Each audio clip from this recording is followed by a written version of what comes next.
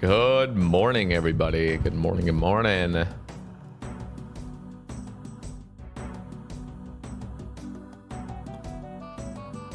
Very nice, Spongy. Very, very nice.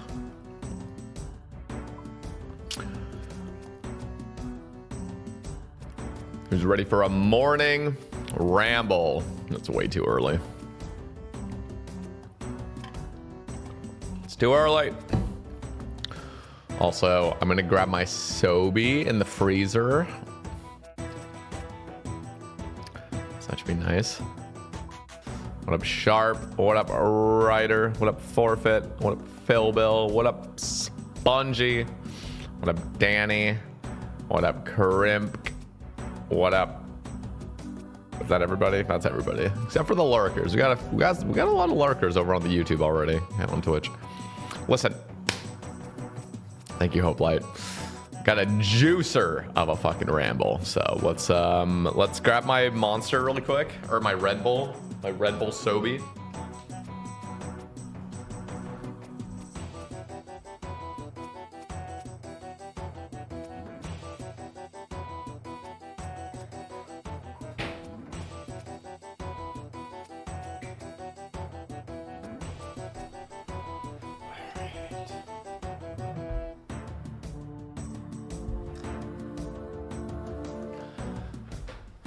All right, who's ready for this?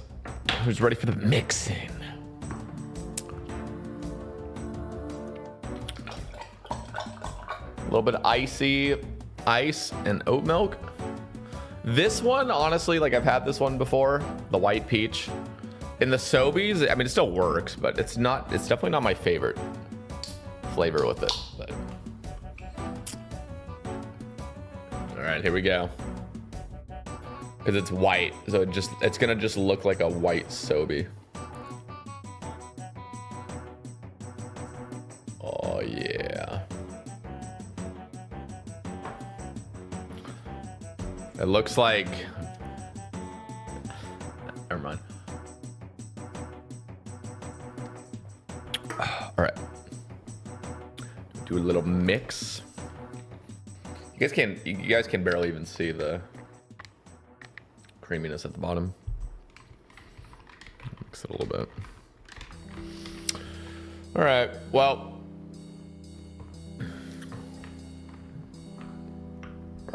close the lid. The ice is blocking the glass straw. Damn it.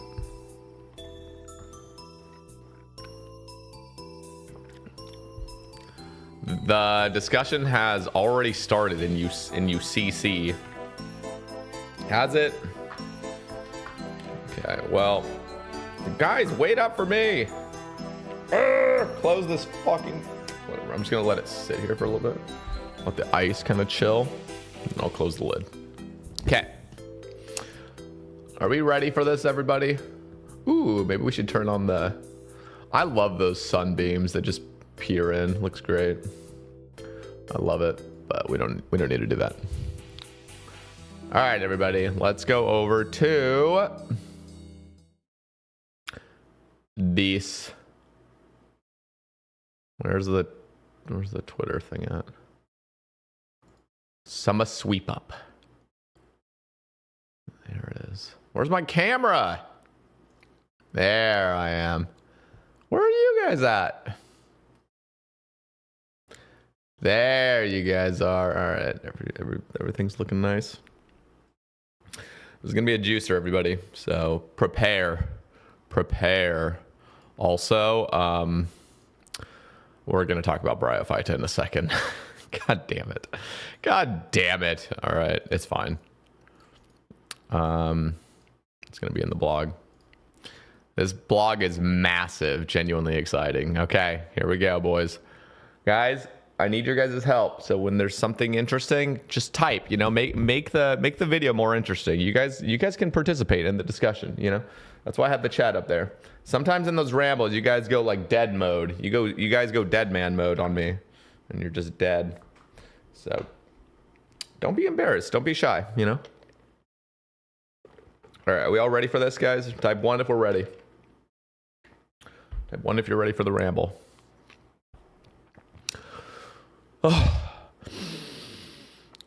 Serenity now.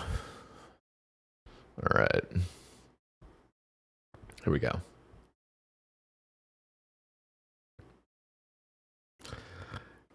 Okay, reset. God. Okay.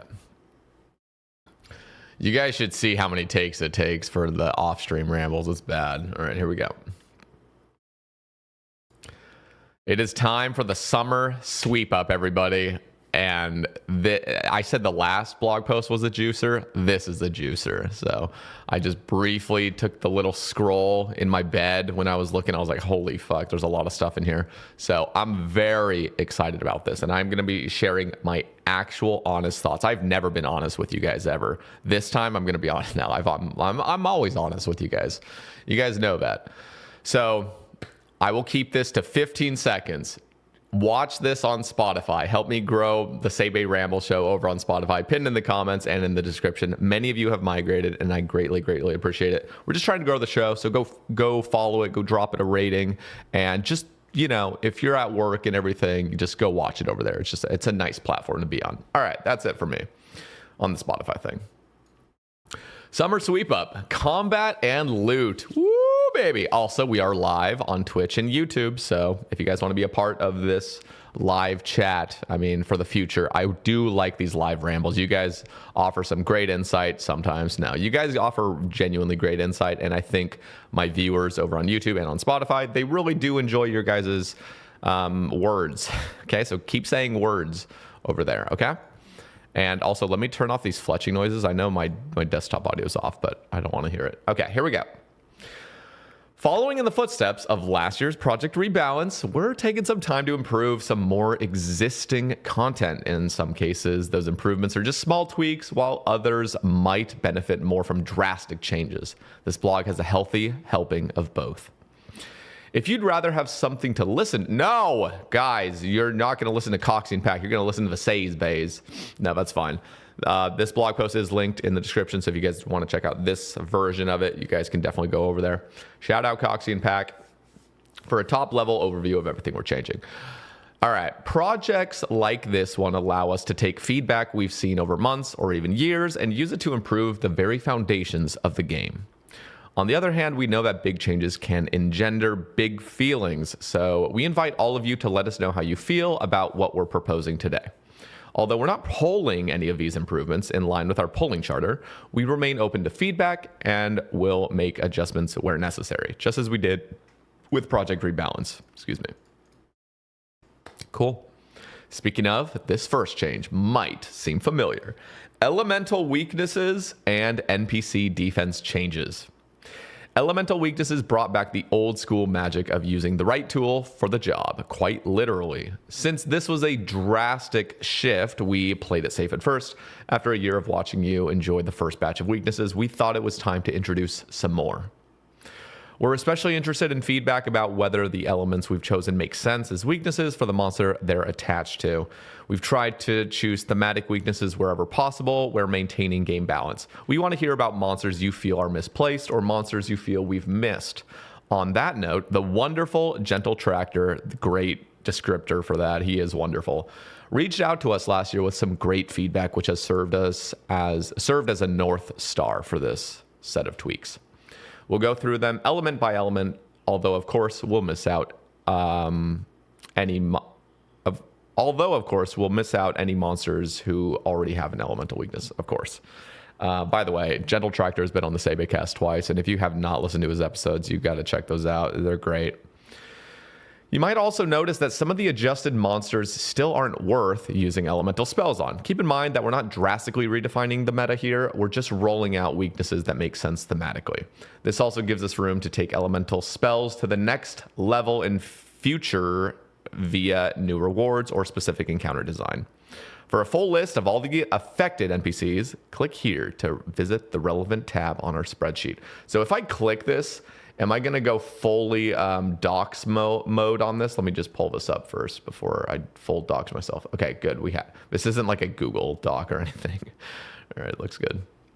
Have you guys ever listen, I've had many Sebe casts where like I'll click on a Google Doc and it's like, oh, by the way, you're logged into this email address. Have fun, and we're just gonna show it. Like, I fucking know I'm logged into there. Like, can you stop displaying it for every single person in the world?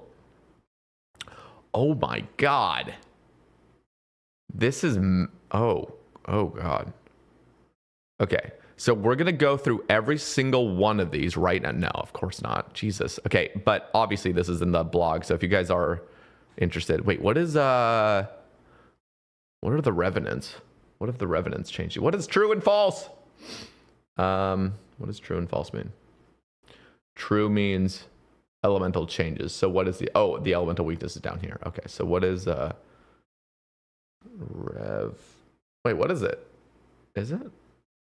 Why don't I see it? Revenants. What would? I guess they're gonna show. I think they're gonna just show it in here because I did browse this briefly. So let me just close out of this, and this is gonna give you the overview of what this looks like. So, air weaknesses. Mastery over air gives you an edge versus any enemy who relies on cheap tactics like floating or flying. Guys, have you ever been in the air and somebody throws a gust of wind? Whoa. You know, that's going to be fucking horrible for them. That's going to, it's going to do so much more damage to them.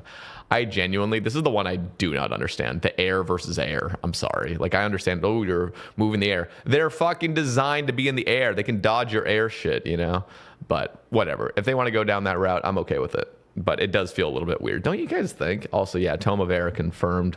We need the Tome of Air bad. Also, we're going to get like all 4 of the elemental tomes, which we already almost have. We just need the air one. And then they're going to start doing the combo tomes, right? The dust tome. Actually, if we were able to combine tomes by the time we have 4, that would be really interesting. That would be really cool. Strong gusts of wind can throw your opponents off balance, making them especially susceptible to air spells. I'm going to be honest, though. What's going to really happen is some boss in the next 2 years is going to drop an elemental tome, and that's just going to have all 4 combined. Maybe you need all 4, and you combine them all, just like we have elemental and the catalytic talismans from Guardians of the Rift. Why did you say... I don't even want that in my chat. Like, come on, dude. Really? You're going to mention that dude's name? Jesus Christ. Let's see. Air weaknesses. So YouTube L, the Twitch dub right there. YouTube L right there. Strong gusts of wind can throw your opponents off balance, making them especially susceptible to air spells. In plainer terms, we've added air weaknesses to things that fly and things that aren't quite corporeal, including birds, bats, devils of every variety, wyverns, ghasts, banshees, shades, and more. The most noteworthy NPCs are Zarpus, the thermonuclear smoke devil, the phantom muspa, and a handful of quest enemies. Aside from numerous additions to this category, there are a couple things changing. Worms are now weak to air instead of earth, skeletons are now weak to earth instead of air, and zombies are now weak to fire instead of air. That makes really good sense, honestly. Water weaknesses, perhaps a little more readily apparent than air weaknesses. Anything that feels particularly fiery, including demons from the fiery depths of Infernus, will take some serious damage from water spells. Let's see who's hot and who's not. Hopefully, or helpfully for the lot of you, there aren't any changes to NPCs with existing weaknesses here, just a slew of new water weaknesses for you to make use of.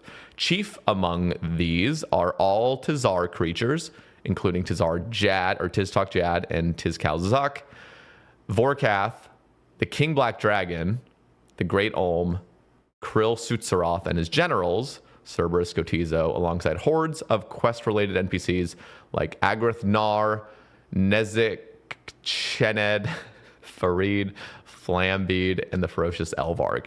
So one thing I do want to just mention is I do find it a little bit bizarre how Vorkath would be weak to water. I get it because it is breathing fire, but it literally is living in a land of ice. So, you know what I mean? I feel like because it's undead, Vorkath maybe could be like a different one. You know what I mean? It could have a different thing, but it doesn't matter, honestly. Earth weaknesses. Up against an enemy with an exterior that's too tough to crack, try slamming some earth magic into it. In our first go-around, Earth weaknesses were perhaps the least utilized. We're adding a mountain of new NPCs to the list in focusing on NPCs with hard exteriors or creatures who rely on water, which is readily soaked up by your earthy blasts. Really? Earthy blasts? That's... All right. Making these aquatic creatures highly susceptible. Drakes and guardian drakes have been moved into this category since their rock-solid defense make them feel more similar to metallic draconids than chromatic ones. For similar reasons, mountain trolls and the tough-skinned giant mole have had their weaknesses adjusted to earth. Huh.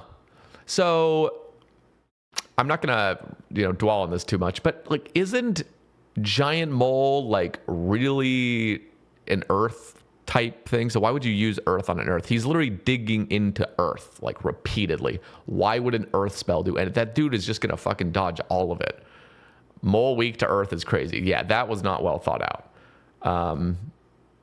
Mole 100%. What do you do? Don't you drown out moles? Isn't that literally what you do in real life? You drown them? I don't actually know. I've never drowned a mole, but isn't that what you're supposed to do? You're like the moles dig holes and you're supposed to like drown them out with water. I could be completely off on that, but it's something like that. I don't think you're using fire on your lawn. Yeah, that one makes no sense to me, but whatever. Guys, listen, it's RuneScape, okay? There are a lot of additions here encompassing golems, gargoyles, water fiends.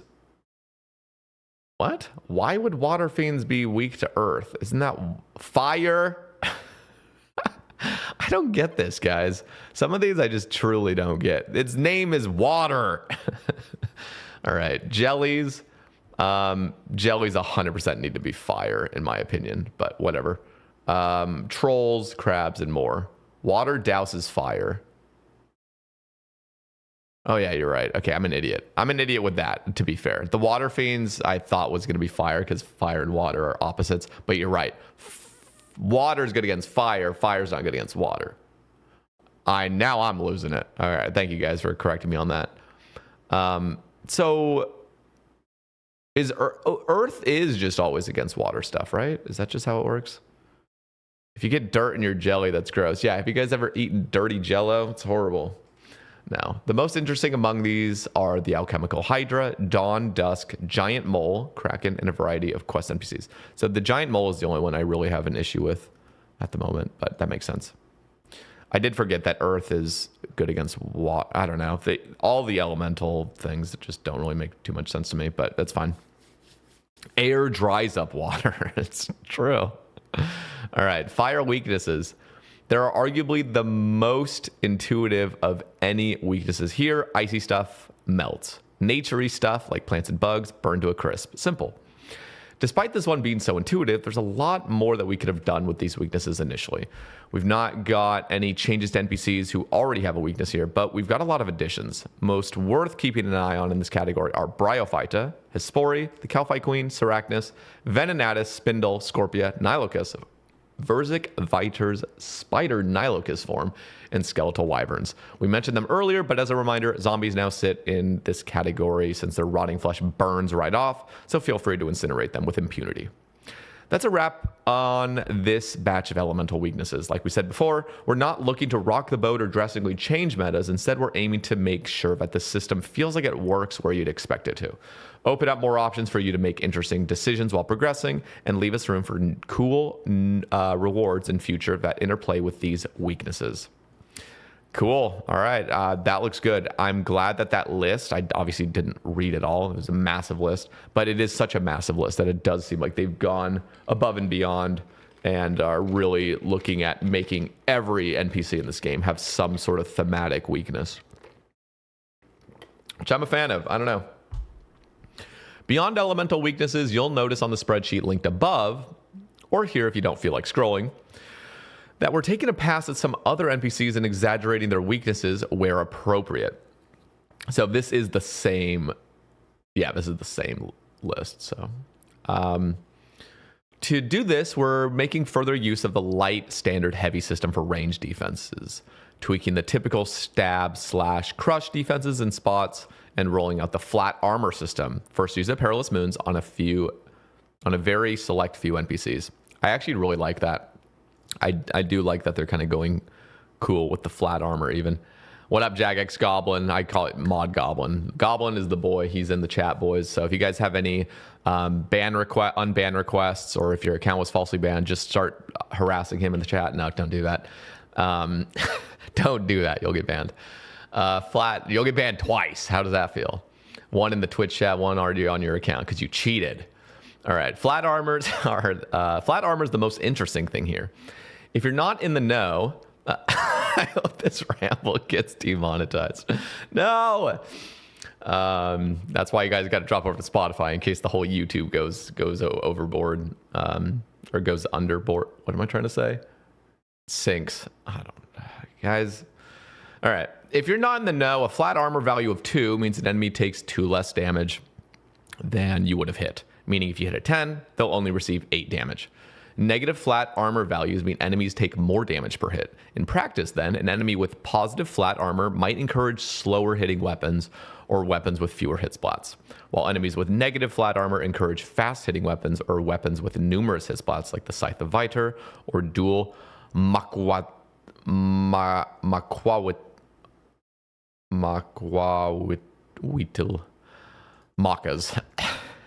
Macarinas. All right. Realistically, we aren't likely to say this NPC has 20 flat armor. Hope you brought your Elder Maul, but it's a small balancing lever that we can tweak to nudge things one way or the other. Similar to the more traditional defensive stats, in cases we've introduced positive flat armor to an NPC, we're bumping HP down slightly so that kill time isn't likely to change considerably with your existing setup, but may slightly favor a change in setup. At this stage, we've taken a very light touch approach to any flat armor antics and focused more on traditional defensive stats. But we'll be keeping a close eye on how these things feel in practice, or even thoughts you might have at this preliminary stage. Makwawitl. Yeah, there we go. Dualis. Yeah. Duali. Listen, I like the kind of flat armor stuff, and I really do believe and hope that in the future, Jagex will look at some of these flat armors with our own armors. You know what I mean? Mainly, I don't even really want it from armor. I want it from shields, real talk. I think shields are the best place to introduce a flat. Just be very careful with it. You know, you don't need to do anything crazy. I think that would be actually an amazing change. Loot table changes. Ooh, baby. If you tuned into any of our Rune Fest content, you knew this one was coming. Before we get into specifics, let's talk about the why. Let's talk about the why for this section. One of the main drivers behind an undertaking like this is an effort to bolster gameplay variety in the present and in the future. The primary goal behind tweaks to loot tables should be better setting up our delicate economy to provide more ebb and flow interactions, where players seeking profit are encouraged to move between activities as their GP output fluctuates over time. Another important factor is that some resource drops are oversaturated, entering the game in either too high a quantity or from too many sources, which diminish their value over time. Chaos runes are a great example here. They're reasonably well balanced across the activities where they're obtained, but the sheer quantity and number of sources for them mean their value is weakened. So from a GP per hour perspective, some of the loot tables that feature Chaos runes are really benefiting from having them in the first place. Or none of the loot tables, that feature them are really benefiting. With the above in mind, we've done some digging into spots where a single activity fulfills too many economic needs and in turn introduces too high a percentage of a specific resource relative to other activities. As an example, consider that Torstal seeds used to sell for north of 50,000 GP to other players. Following the addition of Phantom Muspa and Tombs of Amascut, the supply of Torstal seeds rose dramatically, and they now fetch a comparatively meager about 6,500 GP. The knock-on effect of this is that for a future table to have a good Torstal seed drop, meaning one that has a similar GP value to good Torstal seed drops at the time of release of Tombs of Amascut or Phantom Muspa, we'd have to drop almost 8 times as many and continue snowballing and plummeting price of Torstal seeds. Yep. We can't just keep dropping more of something without ruining certain economies. So we're forced to give players drops that may feel weak in terms of GP value, which leads to dissatisfaction. Torsal seeds are only one drop, but you can see that if this is applied to every suitable drop we have in game, we'd end up having core loot tables that don't feel very rewarding and likely have to fill in the gaps with alkables, which furthers inflation. Also not good. There may be some Iron players reading this and worrying about feeling starved of resources all of a sudden, but we don't believe that should be the case. From an economic perspective, even a small nerf in the supply of something like Torsal seeds from a handful of places can have huge benefits on their value. And we reckon we can make economically significant changes without having Irons feeling a squeeze or resource shortage. Now that we're all on the same page, we should be well equipped to read through all the specifics. There are too many to list neatly here, particularly with our blogs having a character limit. So you'll have to check out this handy spreadsheet. Ooh. Let's continue reading this really quick, and then we'll take a look. Two things to note as you're checking out the spreadsheet. Shark Chum is similar to Diabolic Worms being an anglerfish rate enhancer. Except for sharks, shocking.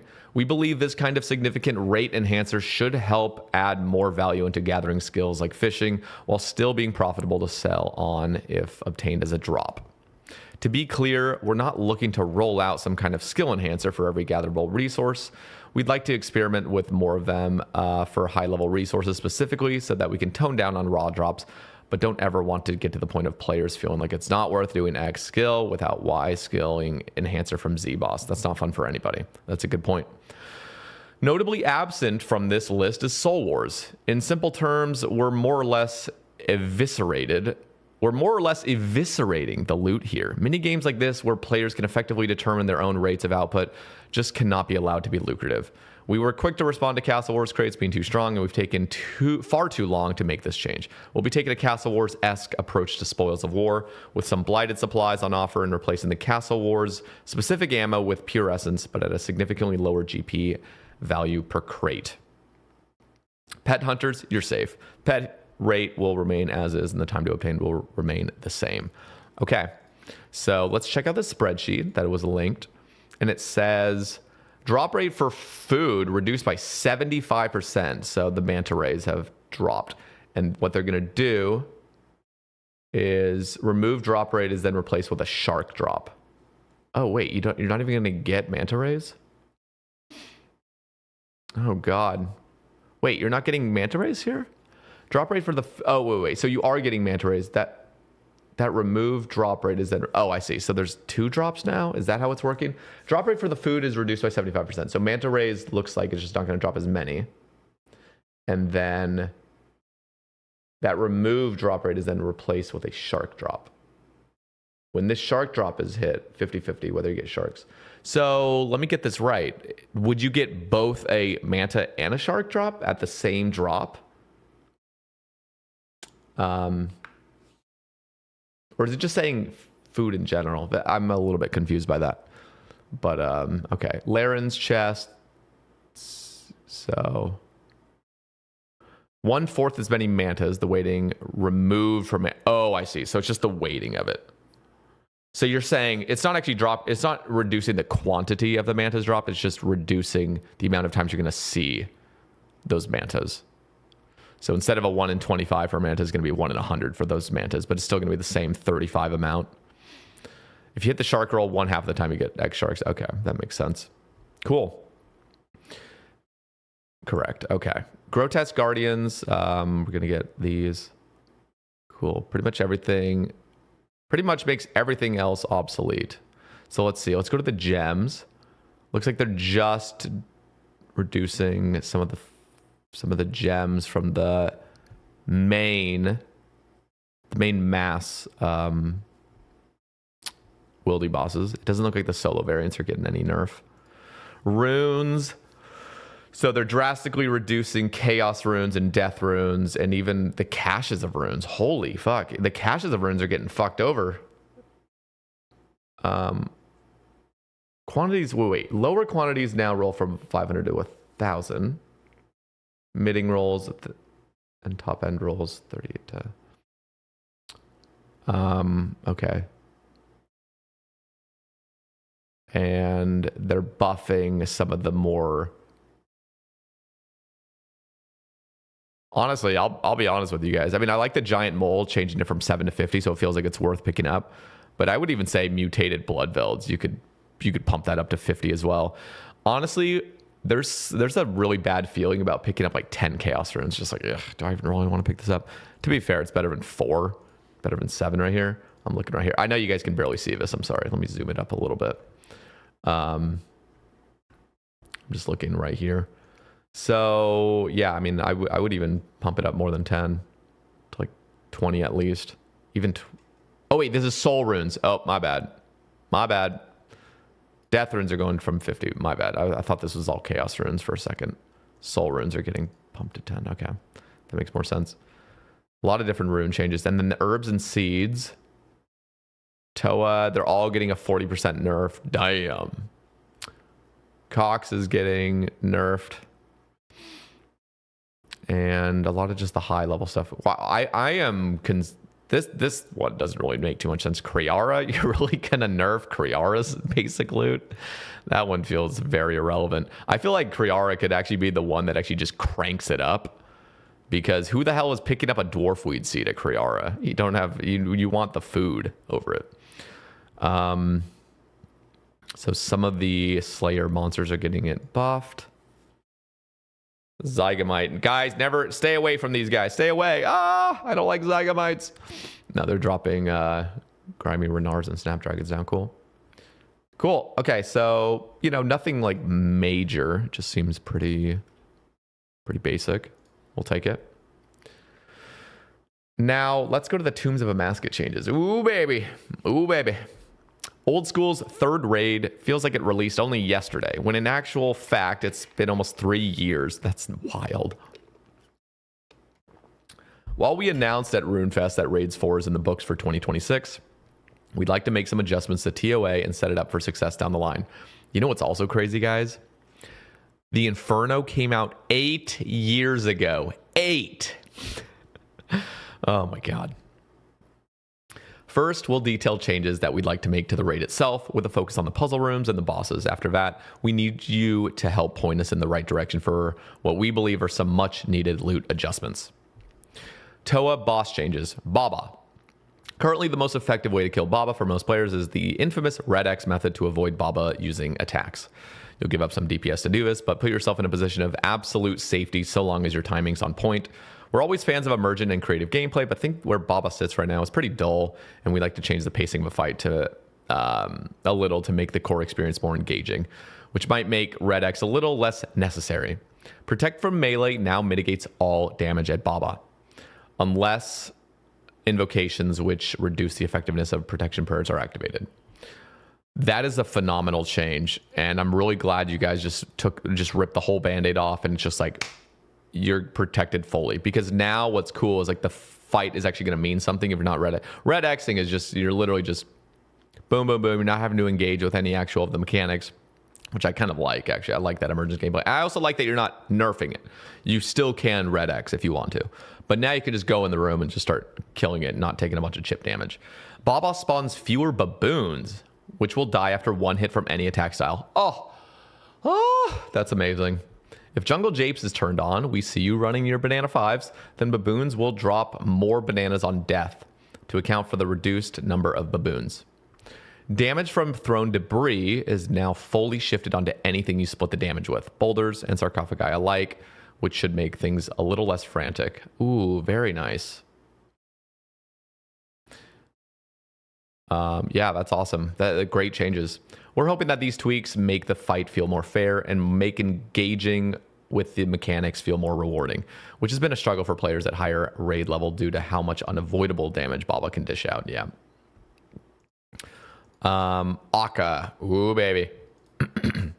In almost any other content, Akka's got enough going on that he's more than final boss worthy, perhaps a little too much. We'd like to tone down the intensity of the default fight a tad while maintaining Akka's identity so that he's more fun to interact with as intended if you've not sprouted your butterfly wings yet. Protection prayers now mitigate more damage from Akka. Brilliant. The Stay Vigilant invocation is getting a small rework. The changes look as followed. Akka will swap styles whenever he uses a special attack. So this is just for stay vigilant. Akka will use special attacks more often than the base variant. This will mirror the number of specials he uses at the moment with his invocation active. Whenever Akka swaps styles, he'll respect the same predictable order as the base variant's overhead swaps do, rather than swapping randomly. Akka now only prays against the style that he's attacking with. Ooh, that's cool. So there's now 2 phases where you can butterfly. You know what I mean? I'm trying to think. Is it 2? Does he range as his second? I think he melees first as his default, and then he switches to range, I'm pretty sure, and then it's mage. Oh, that's beautiful. So you can literally butterfly for even longer now, especially with stay vigilant off, because the first 2, if he does a swap, wait, no, you can't because he's ranging, so he's standing still. But you can keep maging at least. You wouldn't keep butterflying though, because he's standing still when he's ranging. But yeah, okay, that's interesting. I like that. Akka's stat drain effects now only affect combat skills. Special attacks will only occur after 7 attacks rather than every 6 attacks. The number of orbs during Akka's enrage phase, we're not saying the other thing, what, cum phase? Cum phase has been reduced. Listen, I'm going to be honest, guys. On the enrage phase, this has always been my take on this. I can appreciate a lot that they're going to be reducing the number of orbs. But listen, I think really there should be an invocation to start having diagonal orbs. The diagonal orbs are so overwhelming. It's just out of control. So you weren't going to write that in the blog. You should have done it. You should have done it, Goblin. By the way, if you wrote all this, you're a legend for this. This is very well written so far. Listen, I really do think that Akka's enrage phase should have just northeast, south, and west balls coming. And then they're coming. Oh, God. Okay. And then there should be an invocation that starts doing the diagonals. The diagonals genuinely are such a mind fuck. They're such a mind fuck unless you're like fucking noob type, you know what I mean? Or you have every single one of them like perfectly like marked with their true tiles and stuff. Oh my God, it's such a mess. I'm glad you're reducing it, but I seriously do think it would be a better route to go down to just have them go in 2 directions. And then if you have an invocation, it could just be it could be tacked onto one of the invocations that allows it to start going diagonal, because that is the hardest part of Akka. It's the most stressful. It's fucking horrible. It's scary. And who likes being scared, you know? And then ultimately the hope here is that the fight at a baseline feels more approachable rather than let my friend butterfly nonstop because the boss is scary. Then drink 14 brews and prog redemption twice during the final phase. Yeah, that's actually it. That's why we need the orbs to just go 2 directions. It'd be so much more fun too, I think. It'd be so much more reasonable. But we reckon you'll have a better time versus Akka if you're looking for that fast-paced gear switching action. Yeah. Kefri, we've got far less to say here on Baba and Akka, but think we can address some of the biggest pain points with just a handful of tiny tweaks. Here goes. Lower the magic defense of Soldier Scarab. Scarabs no longer scale their defense with raid level. Beautiful. Arcane Scarabs are guaranteed to move after a certain number of attacks, regardless of those attacks hitting or missing. Okay. That's kind of nice, I think. Zebak, waves no longer push the player back, but deal 30% more damage. That's an amazing change. Oh my God. When you get fucked by one wave, it's just over for you. It's just panic. The panic sets in. Great job. Wardens. Skull bombs during P2 can no longer land underneath the active warden or the obelisk. Oh! Thank God. Thank God. Toa puzzle changes. That's the bosses dealt with. Now let's talk about puzzle rooms. We've got a handful of tweaks here that should smooth them out a little and have you speeding through puzzles like never before, while also reducing a variance tad in group play. Cursed baboons and baboon shamans on the path of Atmakin will always take maximum damage from range attacks, bypassing accuracy. Beautiful. Their HP will be increased slightly to compensate, but this should feel a lot better.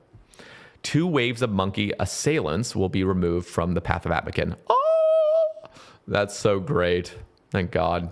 Well done. The amount of water required for Path of Krondus no longer scales linearly with the number of players, meaning there's less pressure on your beginner friends to get it right or be stuck watching a cheeky crocodile undoing all your hard work. The hit points on the obelisk on the Path of Het are slightly reduced so that 1-downs don't require boosting above 99 mining. Beautiful. Yeah, that's great. I'll be honest. This was actually something I think I mentioned in a Sebe cast about just that room, the Path of Het, the mirror room where you're mining. I really liked the idea that we were kind of brainstorming where it doesn't actually go off your mining level anymore. It goes off of your pickaxe. So as soon as you have a dragon pickaxe, you're dealing maximum damage. If you have a rune pickaxe, you're doing less, and on and on. So what's cool about this is now a dragon pickaxe actually is the essential thing to the room and not your mining level. I do feel like it can be such a pain in the ass to just have a lower mining and have people just, flaming your ass or just feeling like you need 99 mining or something. It just feels very bizarre. And I really liked the route of that room just being equipment focused. As long as you have a dragon pickaxe or a crystal pickaxe, you're good. You're going to get the 1-down no matter what your mining level is, even though you would technically still need 60 mining or 61, whatever it is. But that's my take on it. I don't know if they're going to do that, but I just think that was a better idea rather than having it go off of levels. It's just gear. It's a gear thing. So for Iron Man, getting that dragon pickaxe is like a big deal, not just getting your mining up massively. Toa miscellaneous changes. They could even do both. So if your Iron Man's really scared of now let's not do both because dragon pickaxe now comes from a bunch of different sources. So yeah, I think it's fine. But that's my take. Toa miscellaneous changes. To address some other common frustrations, here are some tweaks that don't fit neatly into the above categories. The big pot in Nexus will become a fully functional deposit box. Ooh, I like that. Any drain stats will be restored at the end of the boss fight. Oh, smelling salts will reapply after the boost, their boost as they expire. Oh, that's really nice. Because it always did feel a bit odd when you're seeing your salt and it hits 15 seconds, but it still has another countdown to 0. Like, hello? Like, it's over. It's already over, Like, why is there even an effect? Yeah, this is 3 amazing changes. Well done. Well done. Toa loot changes. Naturally, it's hard to talk about Toa without talking about its uniques and loot. We spoke about adjustments to regular loot in the previous section, but we want to hear from you regarding uniques. Before we start, it's important to say that this is something we've had our eye on for a while. The changes above will make the raid faster, but we believe loot here is already problematic and don't want to hold off on making the raid better because we're apprehensive about making changes to loot. On release, we received a lot of feedback around higher raid levels not feeling particularly worthwhile, which we did act upon and likely overcorrected. Add on top of that all the changes over the years and the player skill improvements that make raid levels easier and easier. We have one of the best melee weapons in the game sitting below 10 mil GP on the market and one of the strongest rings in the game at around 2 mil. While it's not quite as drastic, if the Scythe of Viter were sitting at a price of 20 mil, we're sure you'd agree that it would be damaging for both the Theater of Blood and the wider game. Of course, the Fang isn't as good as the Scythe, but there are still many places where it shines or is a close second, and we believe its value is too far south of where it should be for it to be healthy. It might be the case that we've waited too long to make a meaningful change here, but we believe it's better to try and make changes for the long-term benefit than to hold up our hands and say it's too late. Now apply that to Fasani's Nightmare. We've waited far too long to make changes here. It's hard to have these conversations because they're always emotionally charged and can be difficult to feel like we're righting the ship. But at this point, we've had more than enough time to reflect and understand the impact of TOA's unique rates and weightings have on the wider economy and on player progression. All that to say, we're looking to make some changes. Exactly what those changes are isn't something we've landed on yet. We have options and we're open to suggestions, which is why we're asking you to talk to us about what you think is the best path forward. We could swap the weightings of the Fang and the Lightbearer with Eladinus Ward. We could reduce some of the loot scaling at the top end. We could blanket, reduce purple chance across the board. There's a lot we can do. So let us know where your heads are at. I'll make sure to detail exactly what we will do ahead of time. Yeah, this is definitely emotionally charged. I don't have any real answer besides just keep reading. Oh yeah, there's for some Fasani's stuff. I really do think like one of the ways you could go about it at this point with the Fang is have some sort of, you know how the whip has the tentacle that, you know, used to actually consume whips. Nowadays, who's using an abyssal tentacle? Like there's just so many better weapons.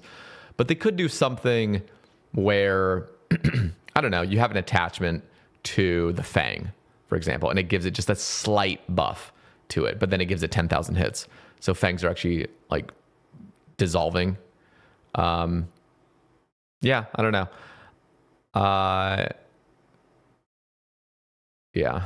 This is just such a tough one because you don't want to like just completely nerf it. It's the same thing with the Lightbearer ring. It would be interesting if it was some way to dissolve it that made sense. It's very tough though. I don't even know like how we could go about it. So if you guys have any ideas, let me know in the comments. This is definitely something that has been an ongoing thing for like over 2 years. So interesting. Maybe I'll try to ideate. This is something I don't really think about too often, but it would be kind of fun to think about some solutions. Other combat and PVM focused. Oh my God. Okay. Other changes. For the rest of this blog, we'll be covering a lot of different types of content where changes to elemental weaknesses and NPC defense are far too broad. Every section from here on out is about a specific piece of content in old school. If you're an expert or consider yourself very knowledgeable about anything mentioned throughout the rest of today's post, then get in touch and share your thoughts with us in the usual places. Fasani's Nightmare. It wouldn't be a follow-on from Project Rebalance if we weren't talking about the Nightmare again. Mechanically, Fasani's Nightmare is one of the most enjoyable solo encounters in the game for many players. She boasts loads of interesting attacks with clear telegraphs and can be killed in very budget gear with next to no damage taken if done properly. That said, the fight can drag a little with its 4 near identical phases before the frantic finale. We reckon the pace of the encounter could be improved, so we'd like to outright remove one of the earlier phases from the fight. This means you'd expect 2 normal phases, a 3rd phase with the Prayer Disable mechanic, and then the final phase. We'd also be looking to adjust combat achievement times to compensate. Don't know exactly what those times would look like at this stage. We will not be adjusting drop rates alongside this change. Our hope here is that the fight just feels better, meaning you'll feel more inclined to stick it out for those big ticket uniques if you're rolling the dice more times per hour with a less fatiguing encounter. So that's it for Fasani's Nightmare. First of all, this is going to be a nice speed up to the kill so they don't feel as dragged out. Listen, if the team is not willing to buff the drops, which I personally see as a mistake, they are speeding up the fight, so it's already nice. One of the things that would be absolutely beautiful is to be able to get the Sleepy Tablet earlier, to guarantee it at 50 KC or even 25 KC or something, just so you're not having to make that run for potentially 100 kills. That alone is just such a drag. So really, they should buff that, the Sleepy Tablet. The other thing, I would find this incredible, is to add a Blood Shard drop to Fasani's Nightmare. That alone would be such a huge like dub to get. Like if you're not going to get a unique because they're so fucking rare, having like an uncommon chance of getting a Blood Shard would be just beautiful, and it kind of thematically fits as well. This place is kind of in that Mauritania area. I really do feel like a Blood Shard source from this boss exclusively would instantly be like, okay, I'm going to go to Fasani's. If I don't get a drop, that's okay. But man, if there's a Blood Shard attached to this, even as like a 1 in 50 or something, that would just feel so good because you're not actually like really using Blood Shards at Fasani's, but you could at least start now kind of getting some. The Blood Shard is a whole nother conversation. We've talked about this so much. I'm not going to jump into that whole conversation, but across the board, I mean, like the Dragon Warhammer got buffed from a 1 in 5,000 to 1 in 3,000. I really feel like the pickpocketing should have the same effect, 1 in 5,000 to 1 in 3,000. Mauritania Diary should also have an effect on the blood shards. Again, I said I wouldn't go down there, so let's stop where I'm at. Let's stop ahead. But yeah, Fasani's Nightmare, really, I do think that the drops should still be buffed a little bit. I do feel like that. But I'm glad they're at least making a nice change to that. But if it was just two simple changes, it would truly be add a blood shard drop to the fight, have it slightly common, and then just make it so the sleepy tablets more obtainable, at least. I would really massively love the drop rates to be improved as well, because I do feel like it's just a matter of time before they finally are addressed. And I just think like, just rip the Band-Aid off now, rip it off. But if not, that's fine. Okay. It's not fine. Next, keeping on theme, we've got another endgame encounter that could see some improvements. One of the foremost complaints about Nex is that taking her down can feel like a bit of a brew simulator. Due to lots of chip damage, unpredictable aggro swaps, unpredictable attack patterns in certain phases, and few opportunities to heal up without sacrificing DPS, which in turn elongates the fight and needs you to heal up even more. We've got a handful of tweaks to improve the feel of the fight, including some that should let skilled groups reduce their incoming damage so long as they're coordinated. Allow players to deal reduced damage past Nex's phase transitions up to a threshold, so that they don't run into that feels bad damage nulling effect. That's beautiful. Except I would literally just say, don't have any reduced damage. Just make it the same damage. Because one of the things I'm worried about is still hitting a ruby.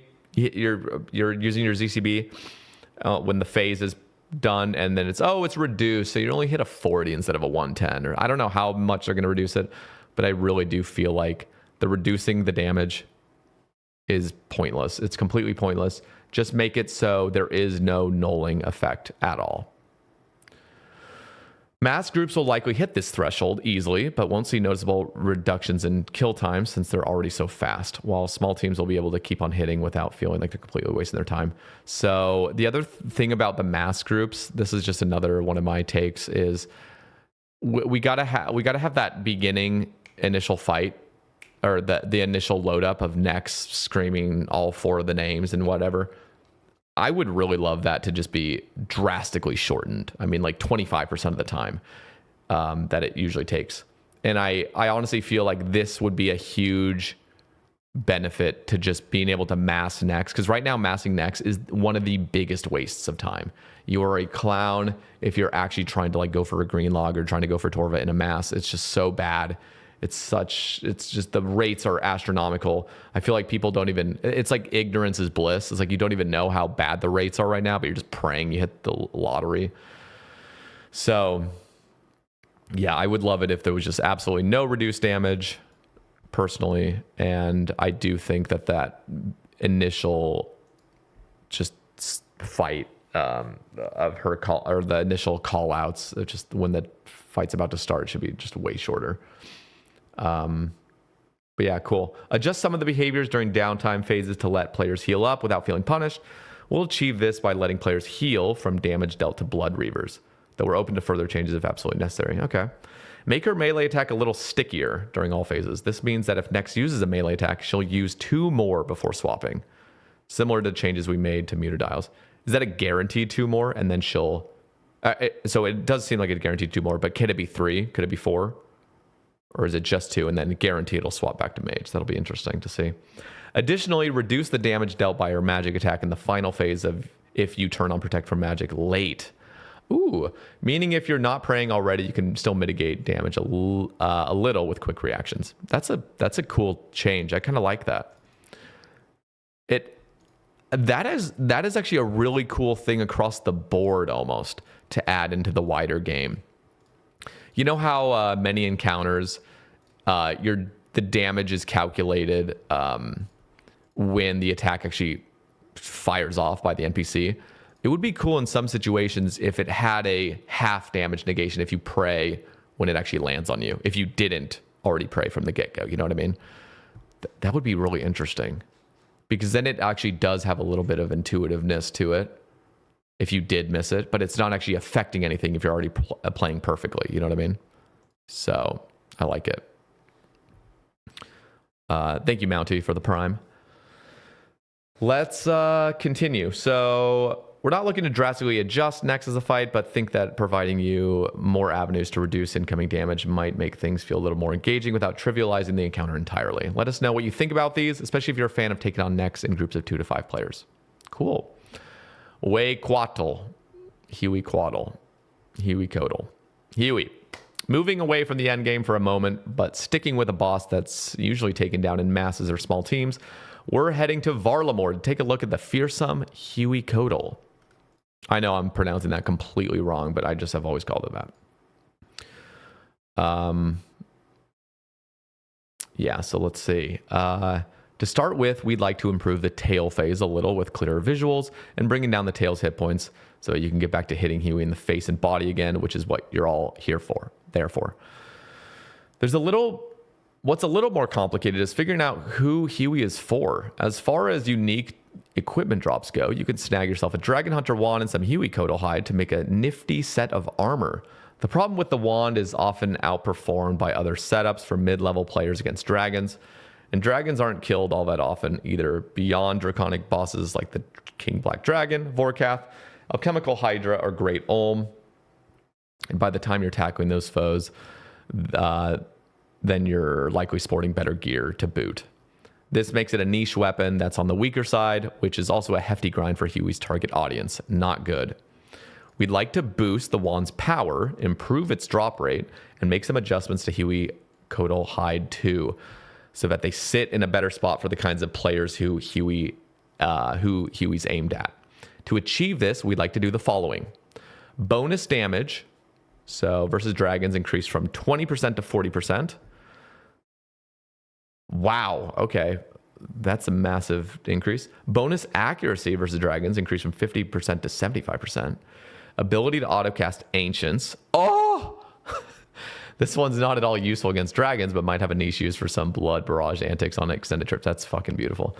Though we expect many players would be making use of elemental weaknesses while tackling dragons. In the wider game, it's a pretty nice starting point to get those burst barrage slayer tasks kicking.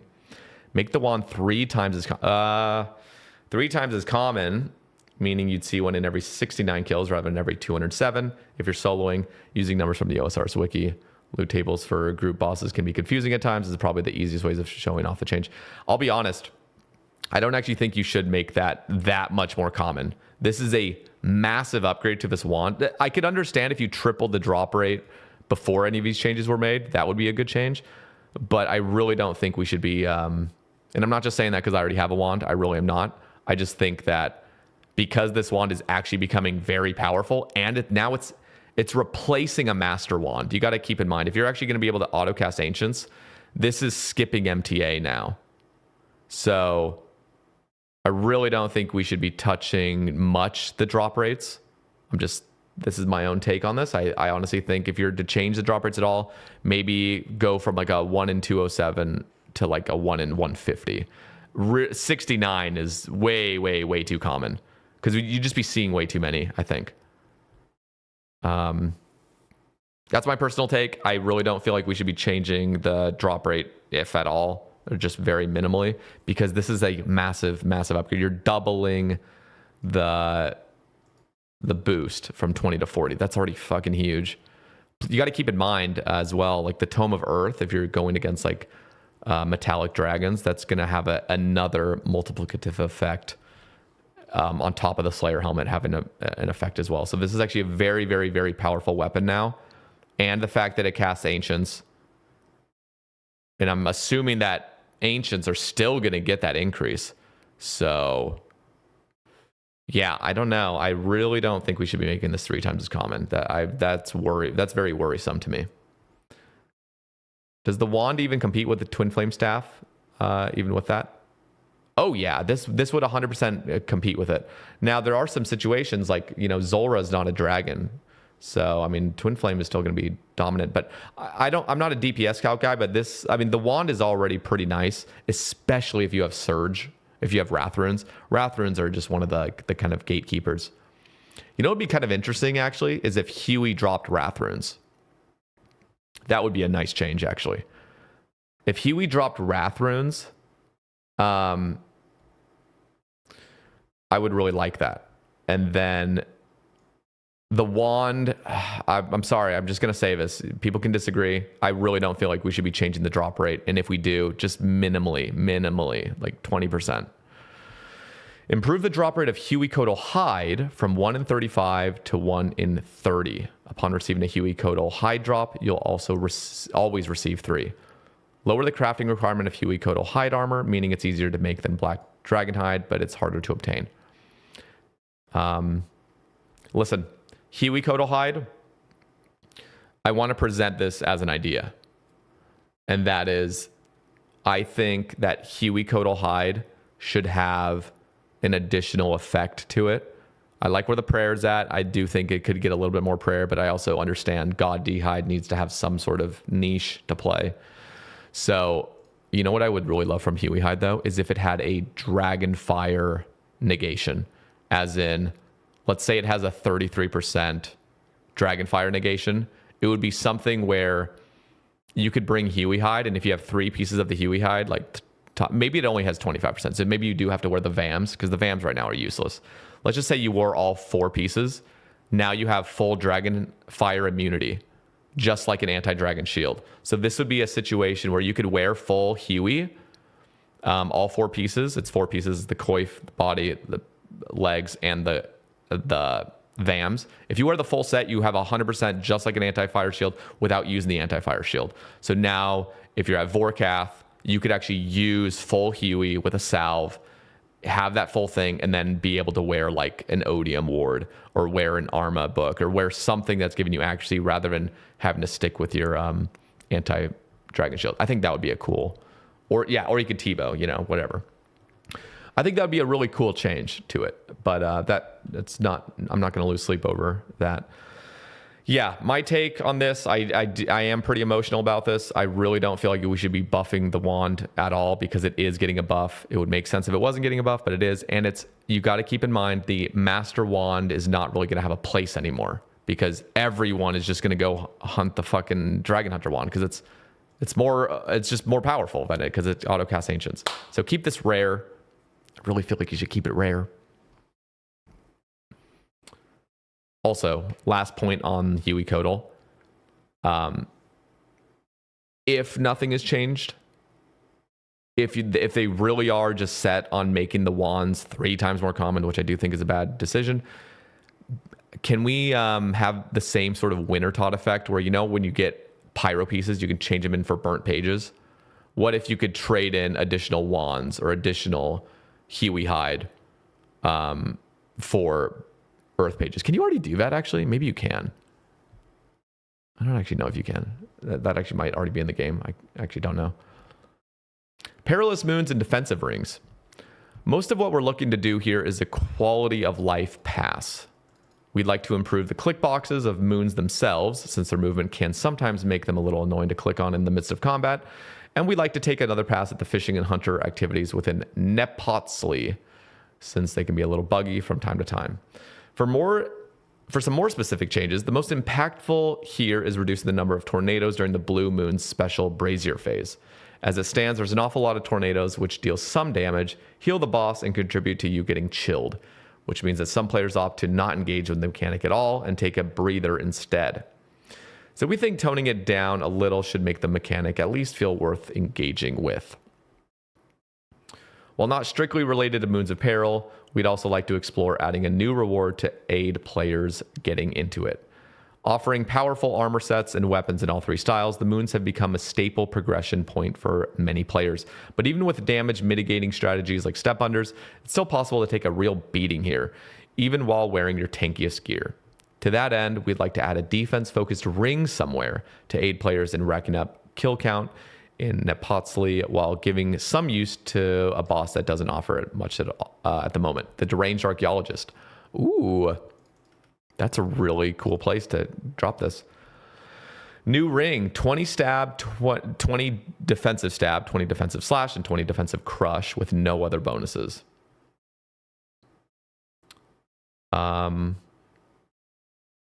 Wow. No imbue needed with this. What you see is what you get. This might step on the toes of the Ring of Suffering a little bit, but the Suffering still has a range defense, magic defense, prayer bonus, and a recoil effect on top. Yeah, this is not even anywhere close to devaluing that. With its value being largely tied to other Zenyte jewelry, we're pretty confident that this shouldn't harm the Ring of Suffering's position in the game. Since we're on the topic of defense-oriented rings, we think the Granite Ring could stand to be a little stronger when considering its source. So we'd like to bump its numbers up a little. Granite Ring. The Granite Ring imbued. So... Wait, what? You imbue a Granite Ring? And the one default only has 2/2/2? Bro, this is dog shit. Okay. Why is the Granite Ring so crappy? Range defense is meant to be higher. Was making imagery at midnight screwed up. That's literally just the current Granite Ring. This one is? Should be plus 12 and plus 24 from the imbued. Ooh, okay. I'll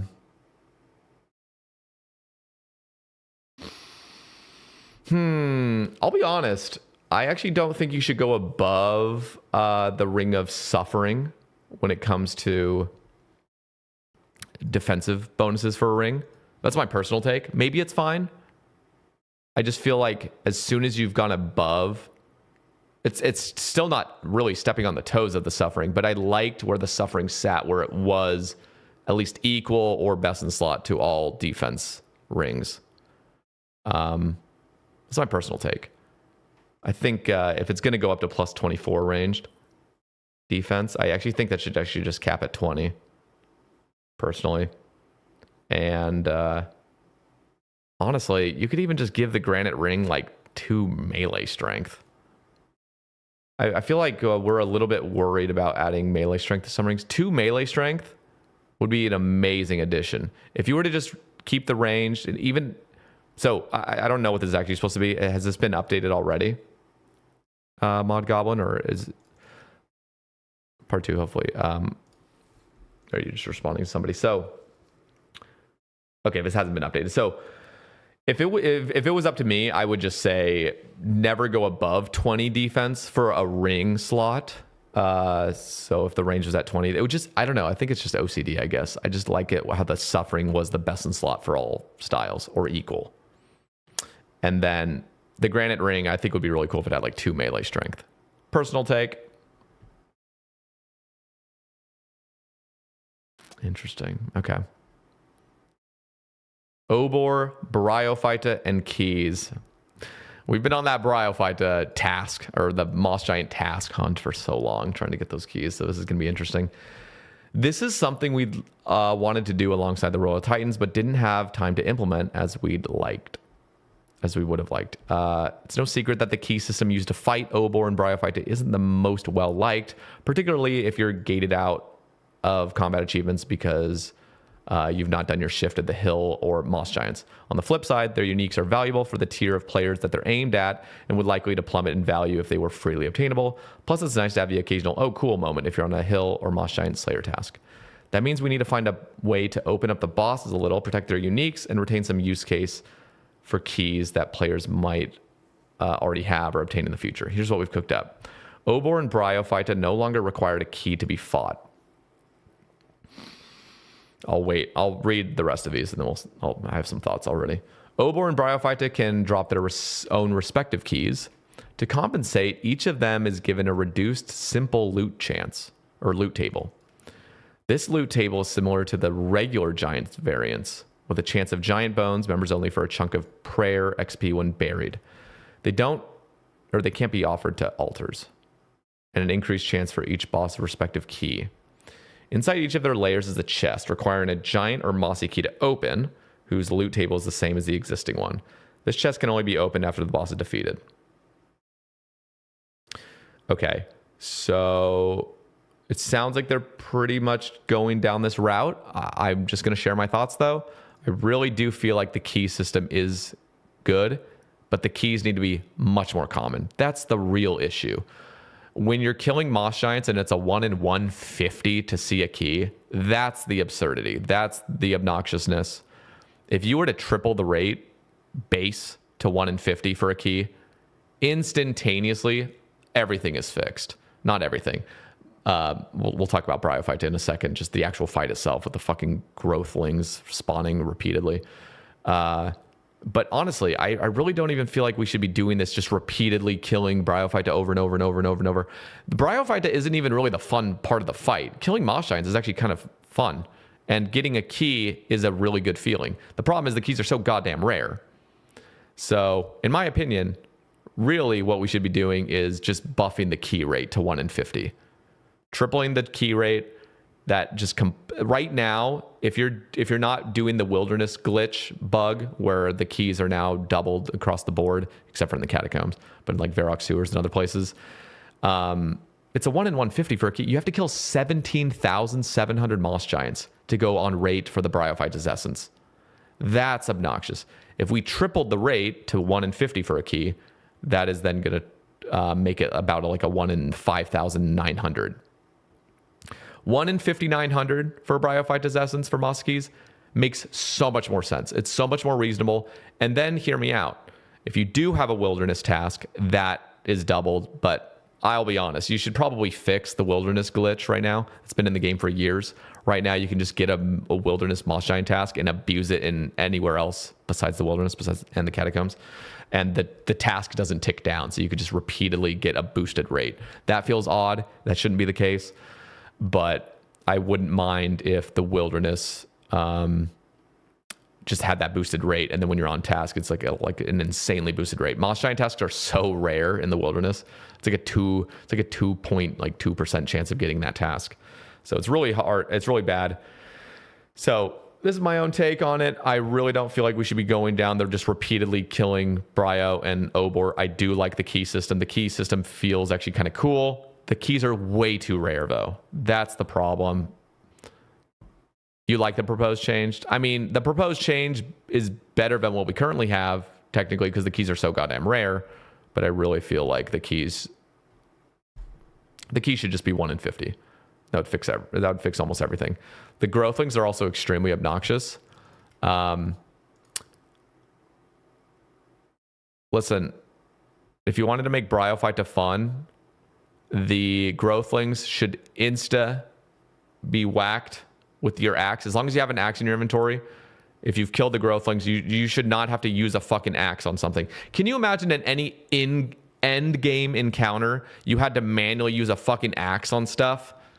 This is like the beginner of beginner encounters, and it's the most obnoxious system we ever have.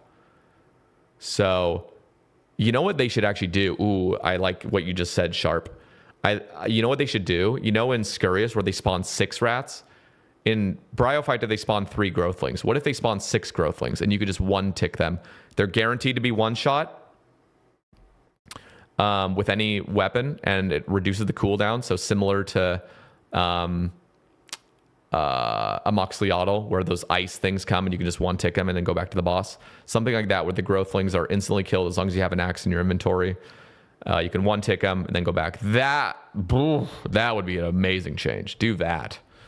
Stop with the having to hit a 10 on the growthlings. You hit a 0 and then you hit a 9 and then you hit a 0 and a 0 and then you finally hit the 1. Use the axe, but you use the axe too fucking early. So you got to click the axe again and use it. You accidentally equip the axe because you forgot to fucking menu swap it to a use, and then you misclick the growthling and you're like fuck. And then as soon as you finally kill all 3, another 3 spawn and you're like ah!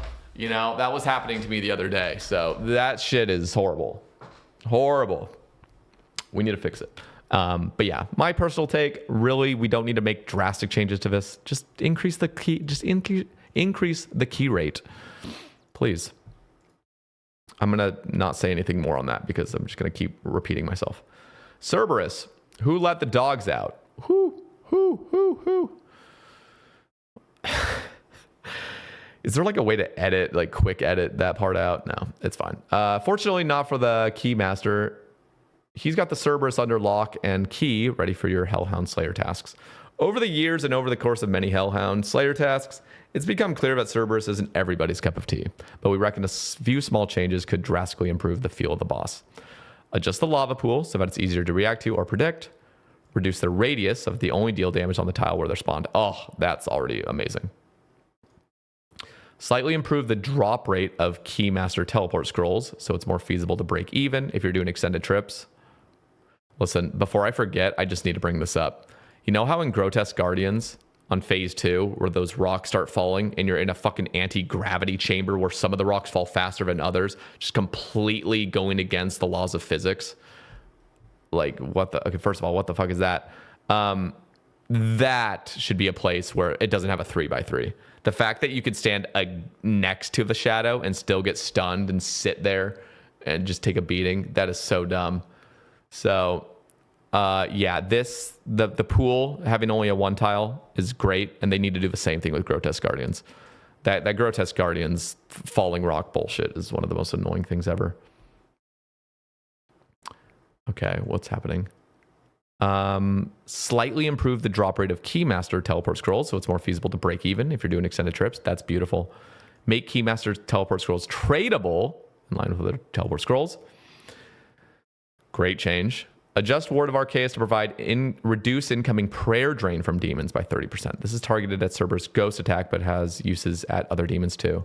So I'm assuming that's also going to multiply if you do have the Spectral as well. It's 30% reduced with a Spectral. So instead of 15 prayer drain, it'd be 10. This one actually stems from a player suggestion that we thought was pretty cool and cropped up while writing this post. We'd rather give players active solutions to problems rather than just removing them entirely. Cerberus has been killed hundreds of thousands of times, and most primordial crystal seekers have long since recovered from their prayer potion squeeze. Why are you saying Cerberus has been killed hundreds of thousands of times? Dude, one singular player has killed Cerberus hundreds of thousands of times. Just say millions. This stack with the Spectral Spirit Shield, if you're lucky enough to own one. Okay, so it does stack. Nice. I should have held my tongue. Duke Sucellus.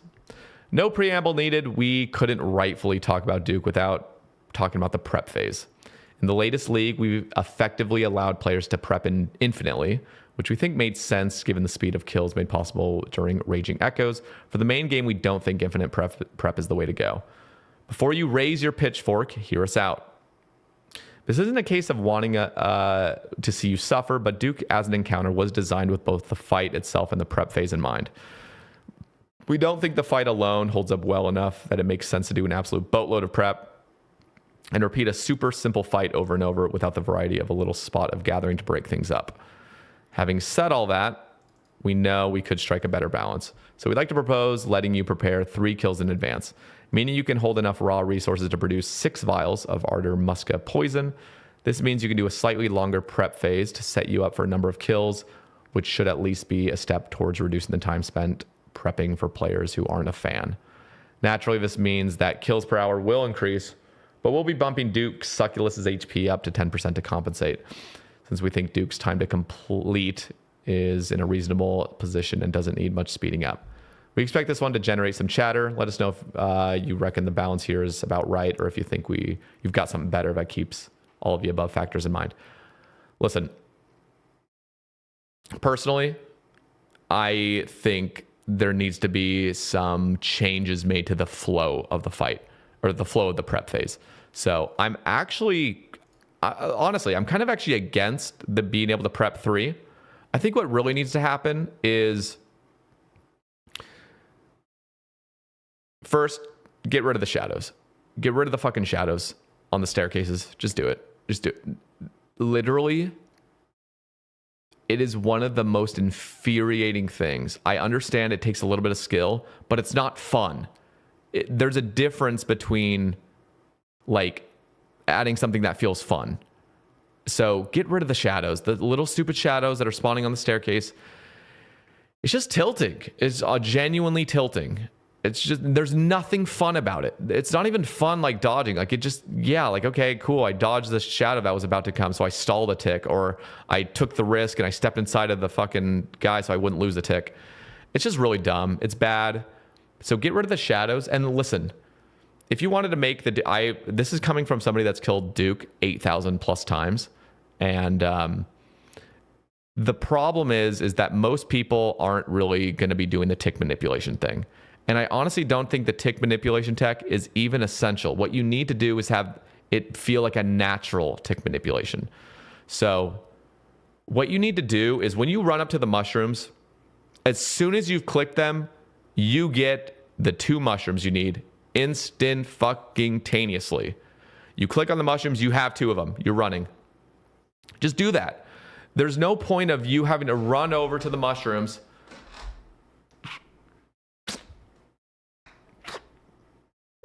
just like fucking picking them and then having to like crush them to just speed it up. It's just so bad. It's so sticky.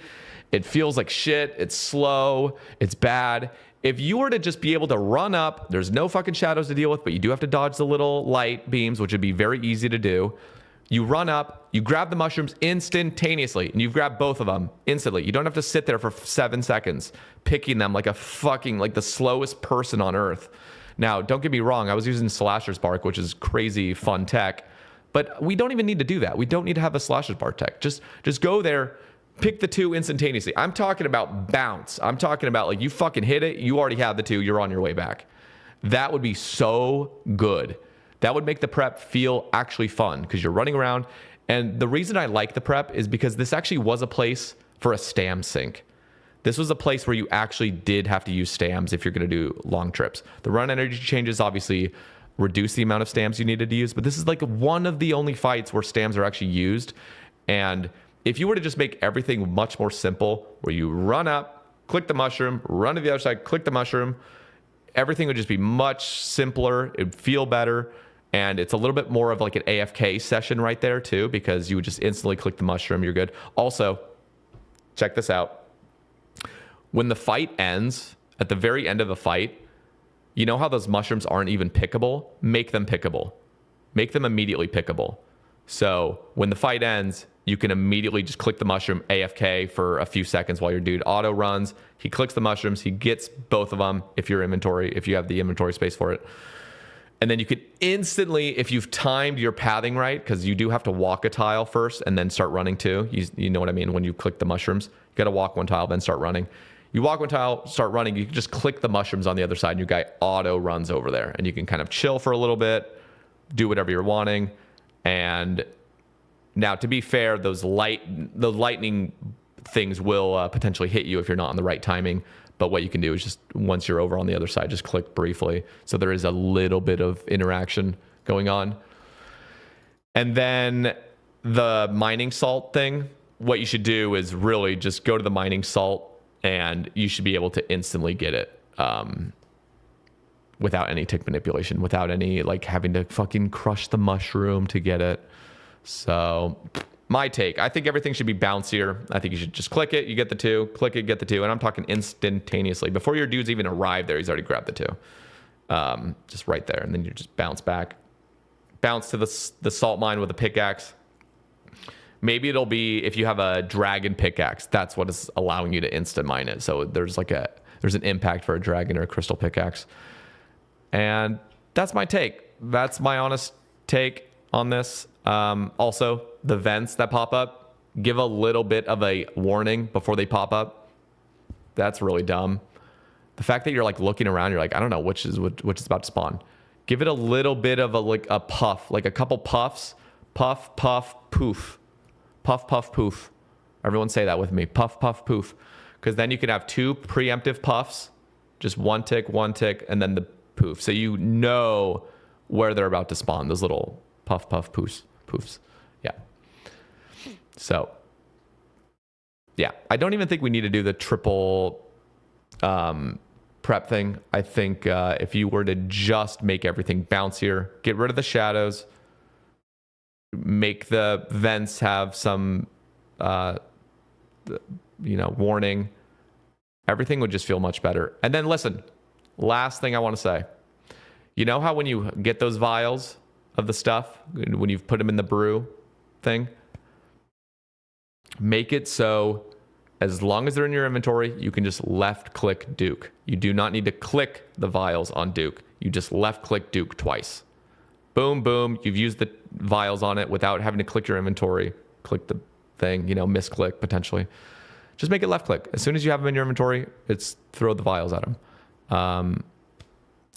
If I was God of this game, that's what I would have done. So that's my personal take. Let me know what you guys think. And let's move on to the next section. Other changes. While we've taken the time to give a little more detail on the headlines, we have a handful of other changes that we'd like to make that shouldn't need all that much explaining. Ready yourself for a rapid fire list. Increase the range of the tonal sticks of Ralos by 1. This sounds small, but should open up some new use cases and improve existing ones for this strong but niche spec weapon. Cool. Allow halberds to hit flying enemies like aviancies. This is interesting. This might actually go crazy at Kriara.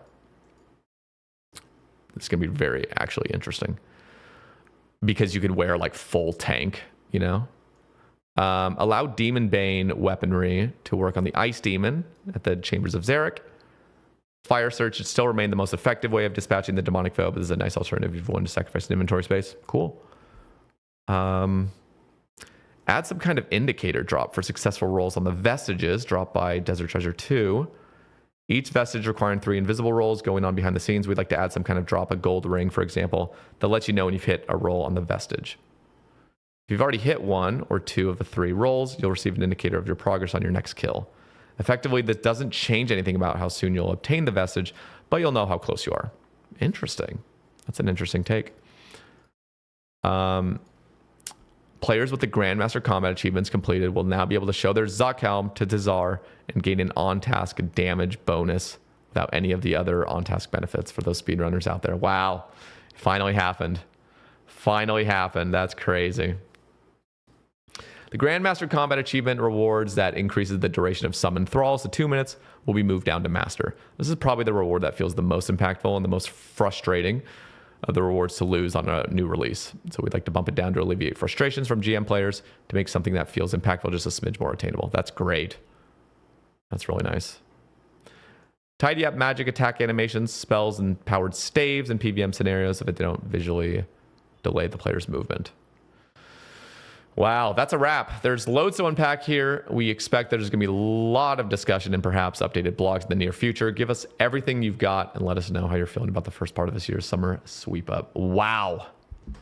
Okay, that was a lot, guys. I went to town rambling about some of the things. So I'm going to spend a couple minutes. If you guys had something you said that I completely missed, I was kind of just glancing at the chat. I was not really reading it because I wanted to just get through the blog. But now is your chance, if those in the live chat, if you have anything. Also, for those that are not watching live, leave some comments below. What are your guys' thoughts on all this? Do you have some gripes about it? I shared all my gripes on it, so I'm not going to go over it again. If that speech about the TOA rates wasn't legit, your standard corporate bullshit, we're sorry speeches have gotten to a scary sociopathic level. Oh my God, yeah, the moon's null damage. That, you know what? That's a great point, Ryan. Moons, when we're talking about moons of peril, get rid of the null damage. Please, God. Just get rid of it. Null damage is the worst thing in this game. I wonder how the Obor Brio changes will affect free to play. Yeah, I really hope they don't go down the route that they're saying. I'd be much, much happier with them just buffing the keys to 1 in 50. It just makes so much more sense.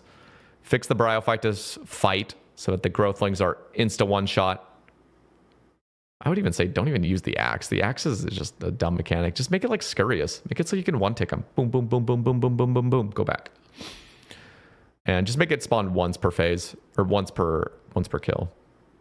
So, rank 1. Oh, yeah. What's your favorite proposed change list? Ooh, that's a great one. It's tough. There's just, a lot of them are just really good. I love all the changes to like elemental stuff, and I think the one they're just all good. They're all good changes. I don't really have a favorite. Good question though. Toa room changes are great. Yeah. So, the granite ring needs to also be buffed slightly, I think. Just give it like the two strength. That wouldn't damage anything, in my opinion. So that's it for me, guys. I really do appreciate you guys all tuning in to the live stream. Again, link down in the comments and pinned in the comments and in the description is the Spotify show link.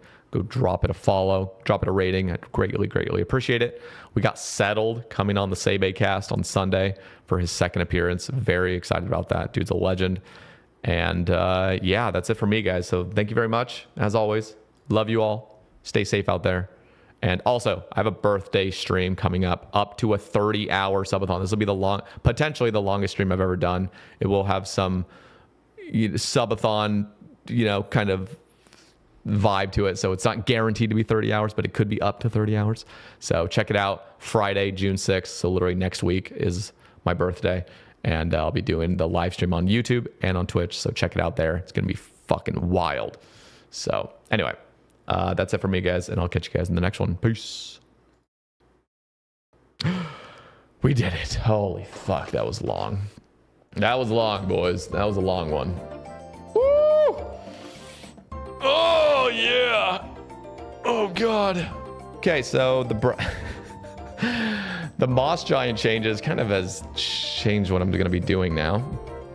Got the music playing. Listen, I'm going to go pee. I know I'm almost 30.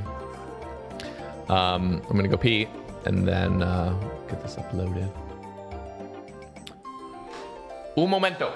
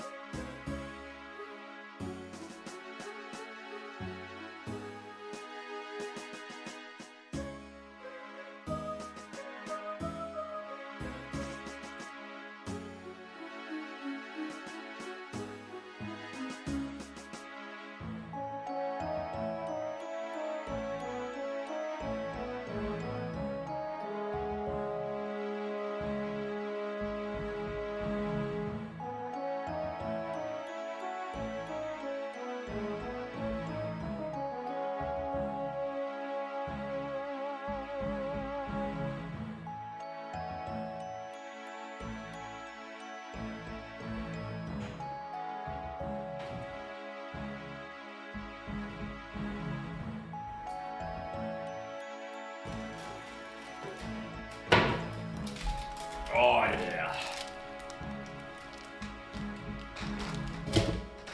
No, I'm not going to end the stream. We're just starting the stream. We haven't even started the real stream yet.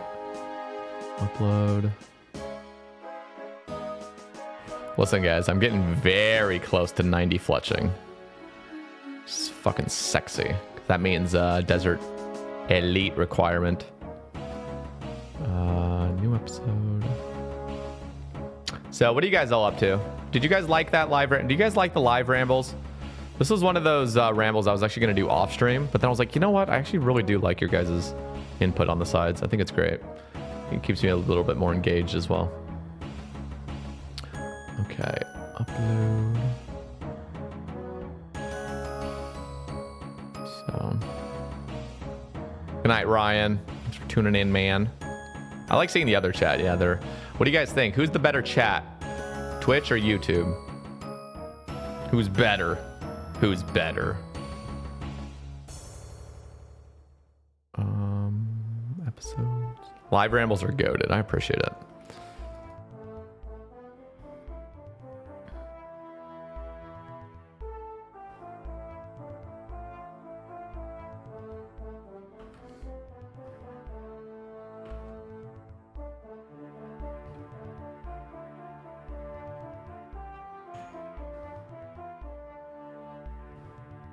Wow, Ramble 272. That's crazy.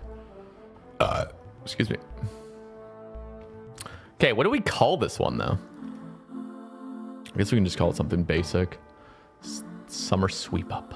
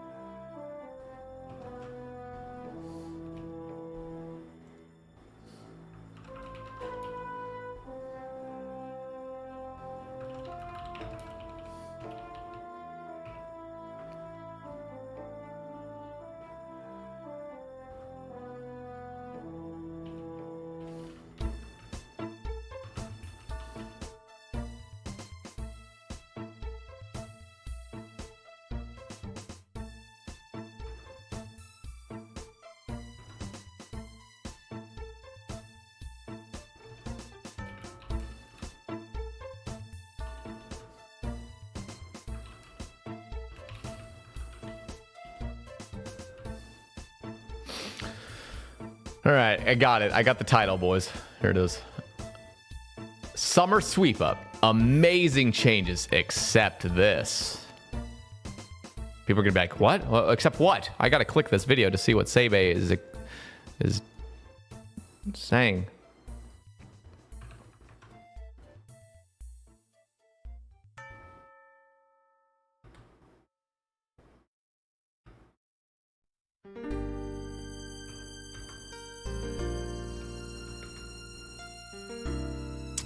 Okay.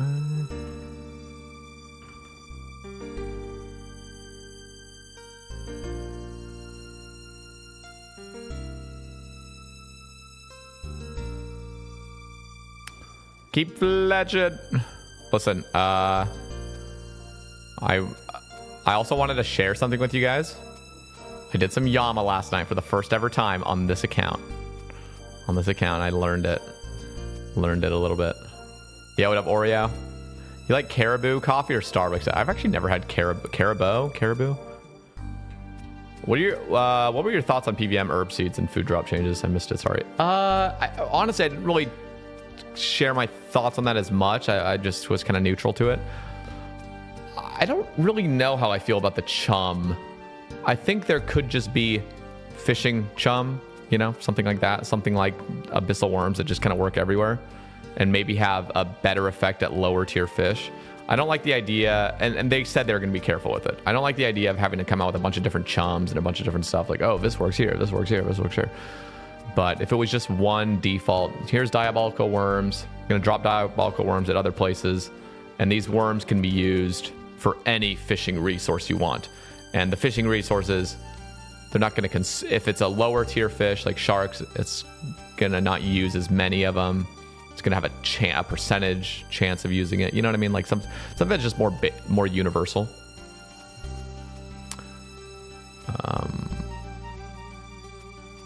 Okay, on. Use different bait and stuff all the time. It is true. To be fair, we do have that. We do have the tackle box. So the tackle box, at least, can store all that. So it's not like an extra bank space thing, technically. You know what the tackle box needs? The tackle box needs to be able to like be used. Like the stuff in, oh, I don't know. It's not, this is not something that's essential. It would be cool though if the stuff in the tackle box could just be used automatically without actually withdrawing it. Yeah, I don't know. What do you guys think? I guess to be fair, when you're fishing, you're gonna be there for a minute, so just withdrawing it really quick is not the end of the world.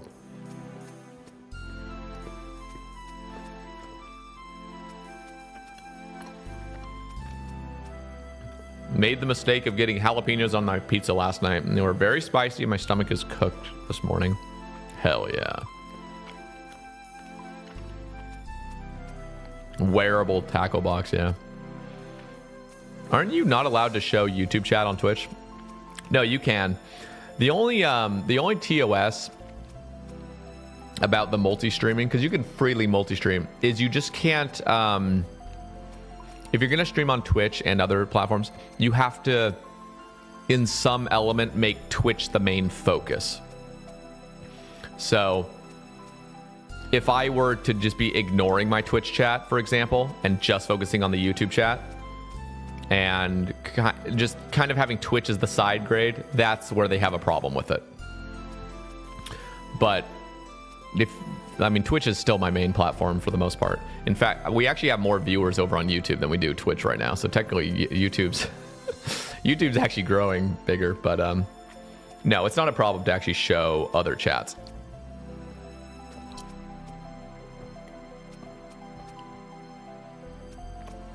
As long as there's a sense of you're mainly streaming on Twitch. Like your Twitch is a platform that you're prioritizing.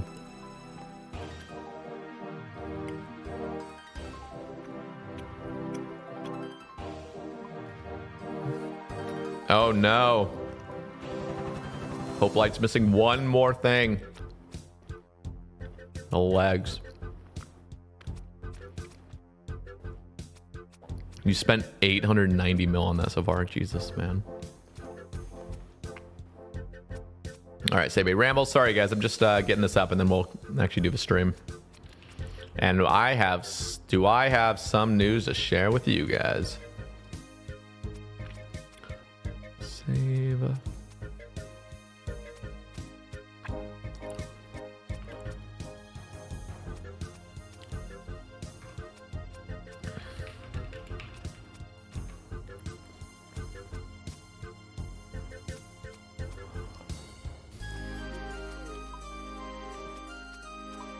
I just paid for YouTube Premium, so better for me because no ads. Yeah, I mean there already are no ads on my YouTube live streams. YouTube live streams, I do not run any ads. I turn them off every day for your guys' viewing pleasure. You're missing 6 rolls. Like, yeah, what is that? Like, that's horrible, man. That is so many keys open.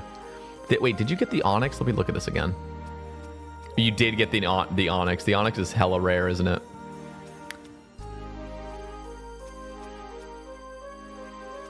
We don't deserve you, Saba. You guys absolutely deserve me.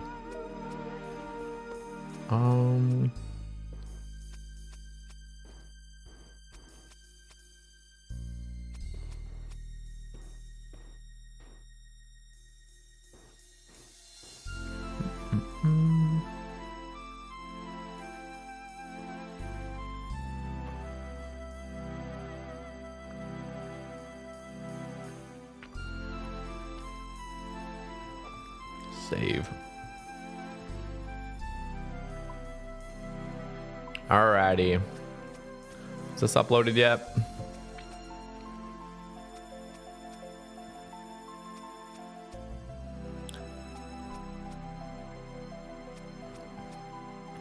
Clue timer. Ooh, thank you. Let me go to juggle this again. Listen. Do we have any idea when these updates are going to come out? The Bryophyta in particular, because yeah, we're probably just done. Probably done with the Moss Giant task hunt. Also, let me return my notifications. Let's get Mounty his notification. Don't you forget about me.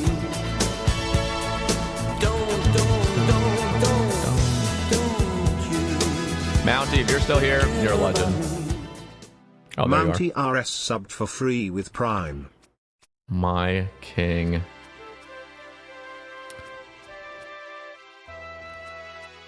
Okay, is this up now? Full video episode on Spotify.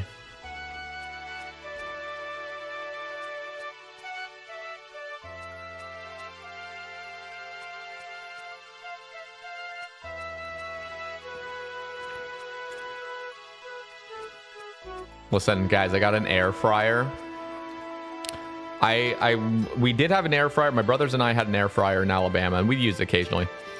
But I finally got one after over 2 years of living here. And I've already used it a bunch, and oh, so nice. You know what the best part about it? Do you read both? I do read both chats. Yeah, I do. The best part about the air fryer is how fucking convenient it is to roast vegetables. Because if you guys have ever had roasted broccoli or roasted carrots, they're fucking amazing. It's so much better than just eating them right out of the fridge, just kind of raw. It's just not really ever feeling that. But those two in particular in the air fryer just nail it. They're so fast. Just put a little bit of oil, a little bit of seasonings on it, a little bit of salt and pepper.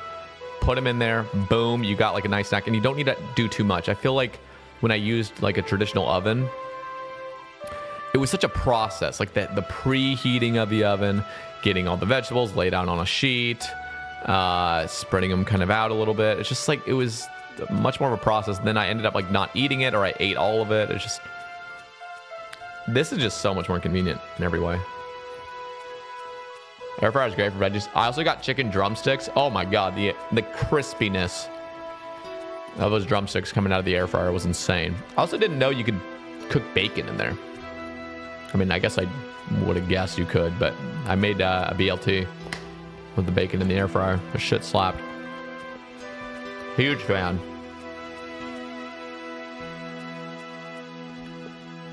All right.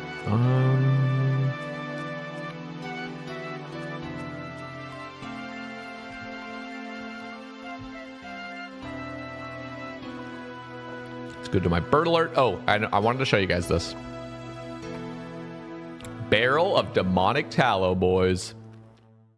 Also got these contracts of sensory clouding. Already had the divine severance one. And I got 5 oath plate shards. And I also got diabolic worms. And what's that aether stuff? Aether. So I'm not going to use these diabolic worms until I do Temporos. Honestly, it's a part of me that doesn't even want to do Temporos until I get a dragon harpoon. But I think I might go do it soon. You're 230 with plate and 190 shards. That is the dream. Did you see they were talking about adding bank sites with sailing? I did see that, yeah. But they're still a little bit like, we're pretty sure it can happen, but we're kind of scared. Something bad could happen. Guys, listen up. Do we open all my bird eggs right now? Actually, let's wait for it.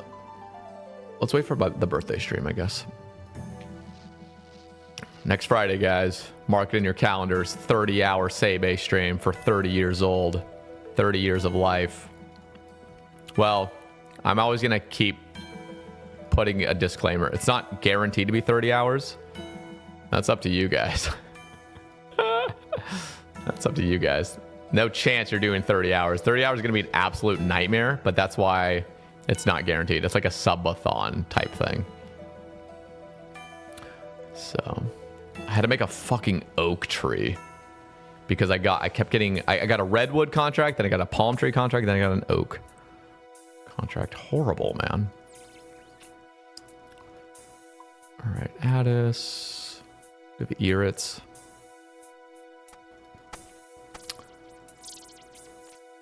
Oh, it's actually not dead yet. Whatever. I'll just dig it up. It's fine. Diabolical worms plus spirit flakes plus Korend blessing. Oh, yeah. Stop it. Dig up.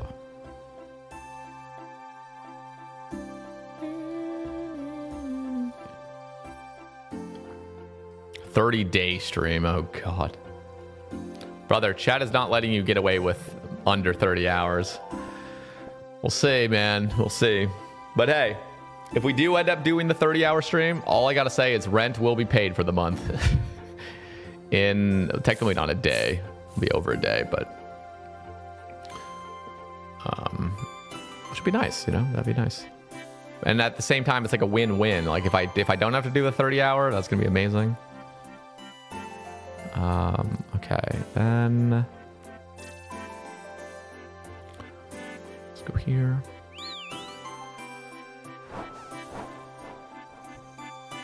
Ding. Okay, guys, I just need to say this. There's over 100 of you over in the YouTube chat. We only have 14 likes on the YouTube stream. You guys are all disliking, right? It's just not good enough for your taste. You're gonna keep watching, but you're just not a fan of it. I'm gonna crank that up, boys. Who's gonna like the stream on YouTube? All right. Is this finally up yet? Because this ramble was so long, it's literally over an hour and a half. This is actually, I want to say, this is my longest ramble ever. I just did. Thank you, Oreo. Where's your moderator status at?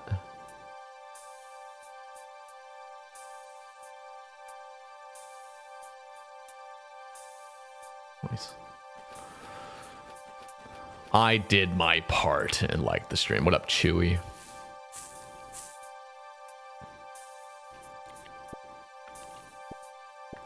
I just found a Reddit post from Rank 1 Obor about how he spends an average 12 hours a day grinding Obor keys. Yeah, that's why I think what they're doing is a mistake. I think just increasing the key drop rate is the best way to go about it.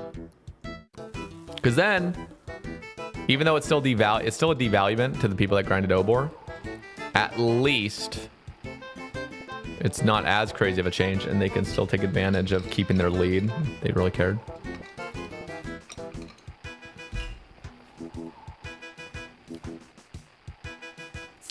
All right.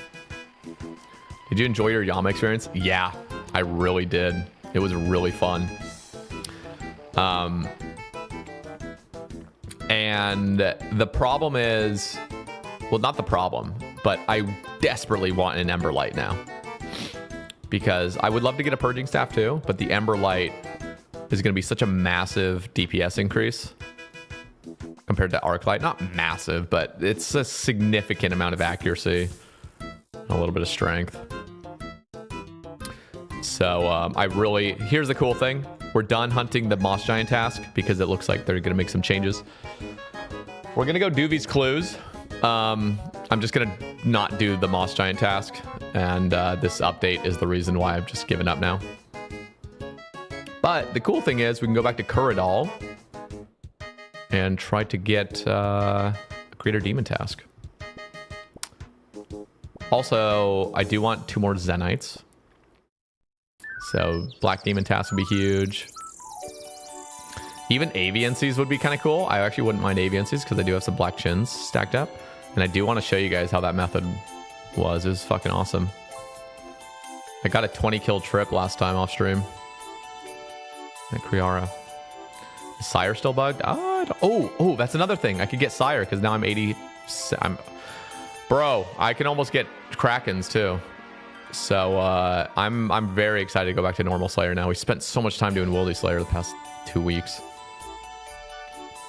So there's some Poggers tasks coming up, guys. Synapse win, and I almost have my 30 ancient shards, like 28. Plus I have 2 totems, so I technically do have the 30 already. What's cracking? What's cracking, McCracken? What up, Jeb Bush? Okay, where are we going? Falador, Artie.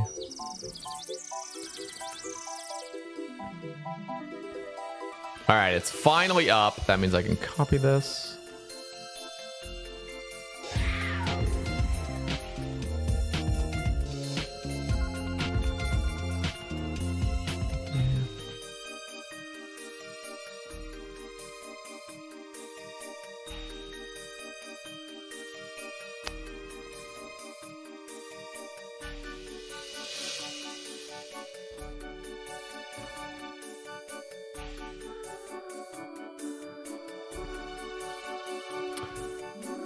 All right, let me link you all this.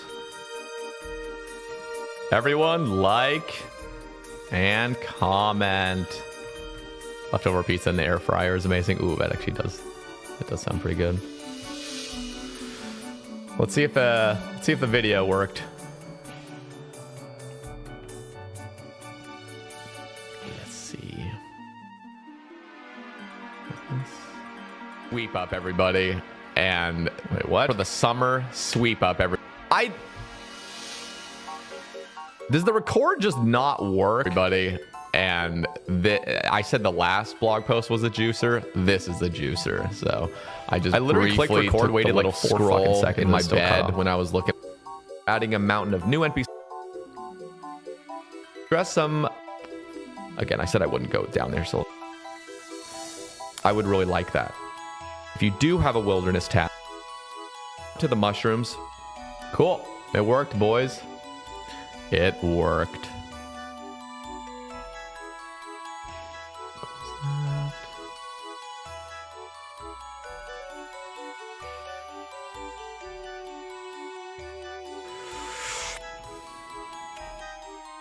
What part don't you like? You're going to have to watch the full 1 hour, 24-minute ramble to find out what individual part I didn't like. That's right. How we doing, VCal? Also, let me just quickly...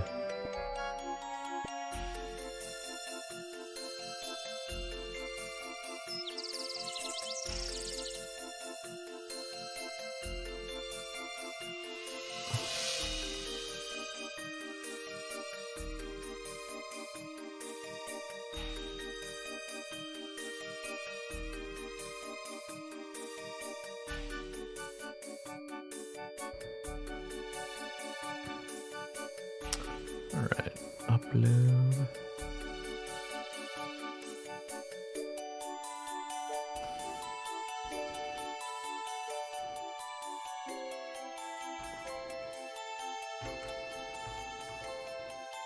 Plant.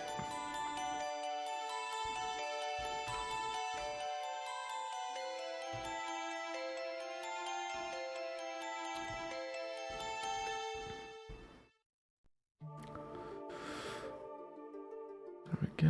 Okay, everything is now locked and loaded, ladies and gentlemen. Hey, Sater, just wanted to pop in for a second to say hi before I watch the ramble. I hope everything's good. Thank you, Silence.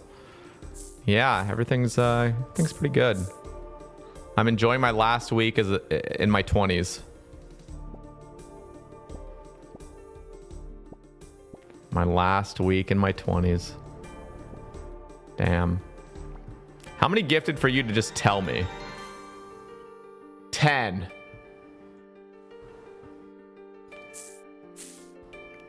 There's actually more than one gripe, to be fair. But I'll tell you one of my main gripes. Okay, we're done with that. Let's go.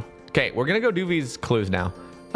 These two hards I actually can't do. I mean, I can, but I can't because I need the rune kite shield. So this is the triple we like. All right. Who's excited, boys? Some masters incoming. This wand's gonna go fucking nuts soon. It's gonna go nuclear.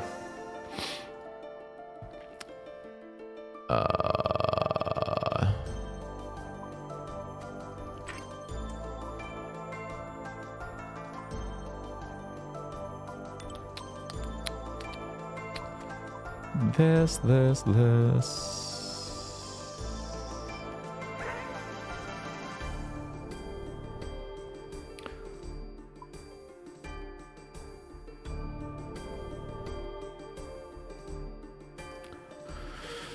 All right, spade.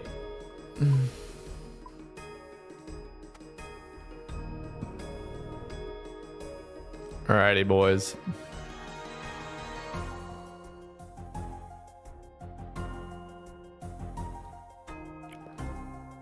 Runolf.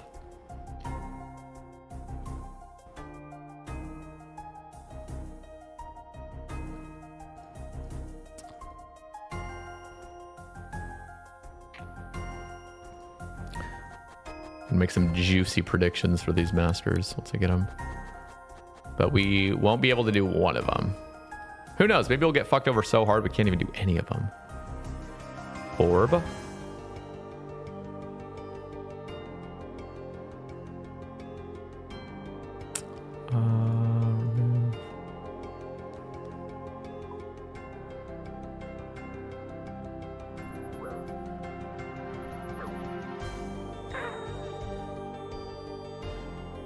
About here.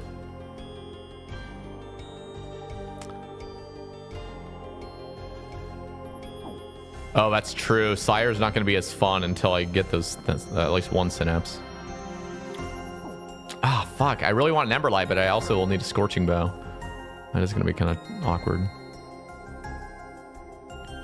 Did I reactivate a new quality of life blog? I did. It's the summer sweep up one. Chaos.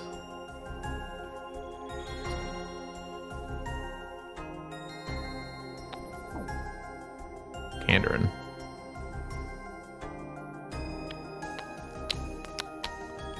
Oh, let me change my titles.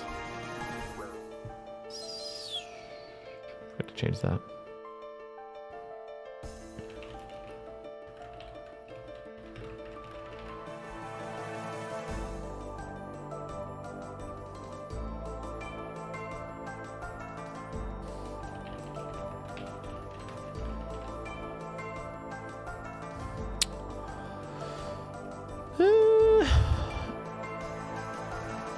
Ring.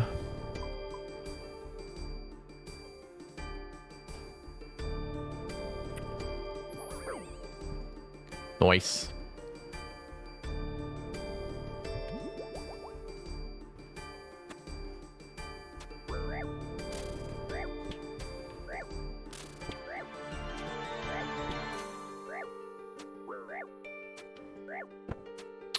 What are your thoughts on the Toa changes? I like them. I like them. Diller.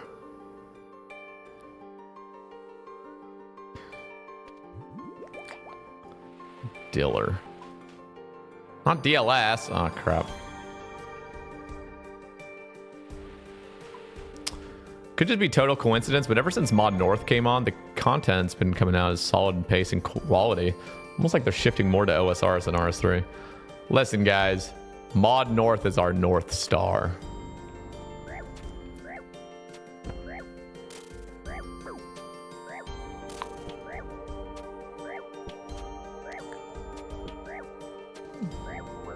Also, I need to make more darts. Ugh. I'm actually getting stressed out because I desperately need to get to 93 mining.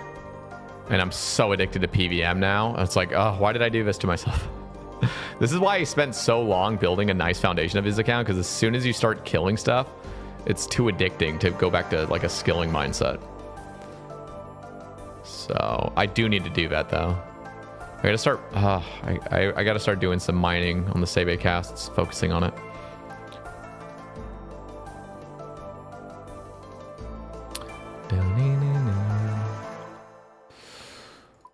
Unstrung amulet.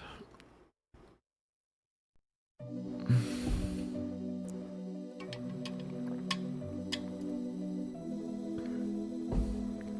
don't know what you're saying, evil Spud.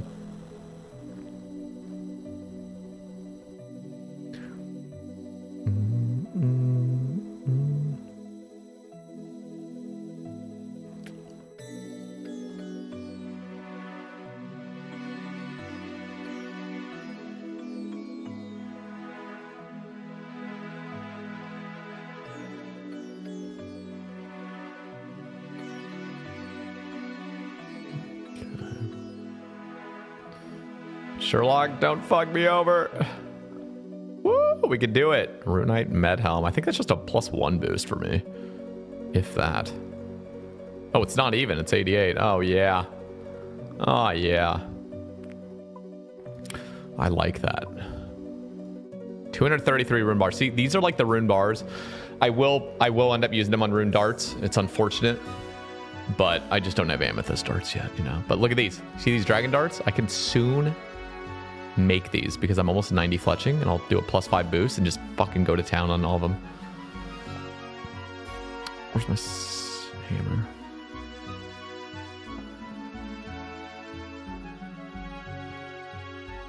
Oh, that's an actual mod's name? Mod Lible. Lible. I haven't even heard of that guy. Last week is a young one. Oh god, my last week is in my 20s. Dude, I'll be honest though, my 20s,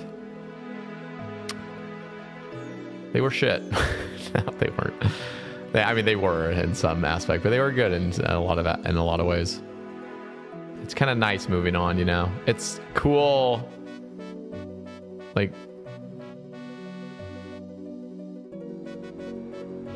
you need the Vambraces?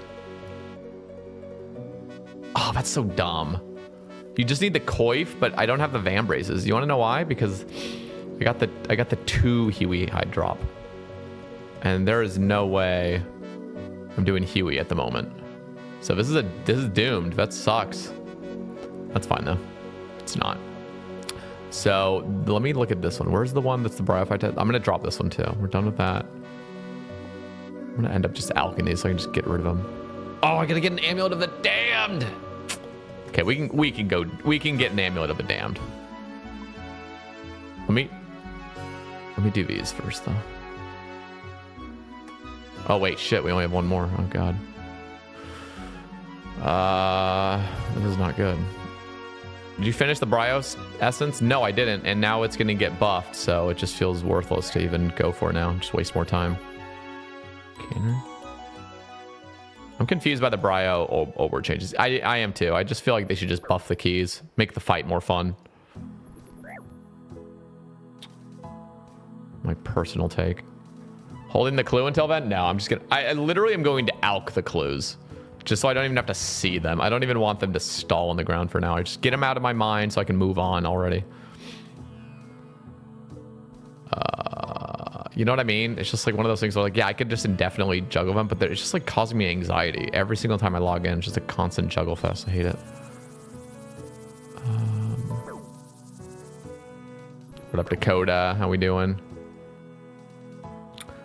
DJP.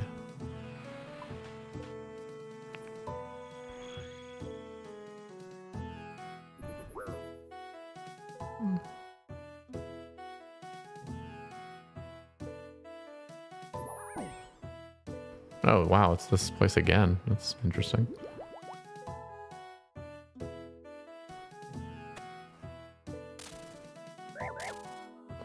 Massive hit. 39.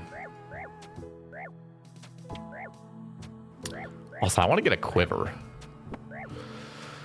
What up, Luo? Oh, yeah, it's Spongie's 30th as well. Incoming. So I can't do these. I am going to...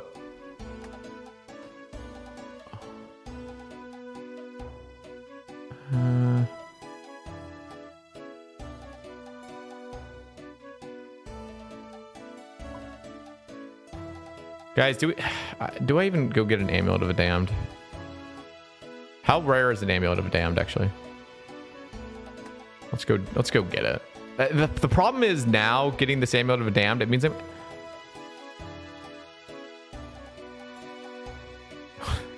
just means like I now have to do one master all the way through, and that's just not going to happen. So I'm going to end up getting this, and it's not even going to end up paying off because I'm going to have to drop the clue most likely. But let's just go for it. Okay, so let's see. I already have some of these keys, I think. These shades or whatever. Pyre. Where are those keys at, actually? Can you only get them from... Oh, I have to kill those, what are it's called? It's not, it really isn't that rare. So let me go kill some of these things, actually. And then I'll burn them. Oh, wait, you need redwood logs. Do you need magic or redwood? Do you need redwood? With the Urium shades? Do Urium shades require redwood? Or can they be magic or redwood? I actually can't remember that. I think it's redwood, right? Let me look.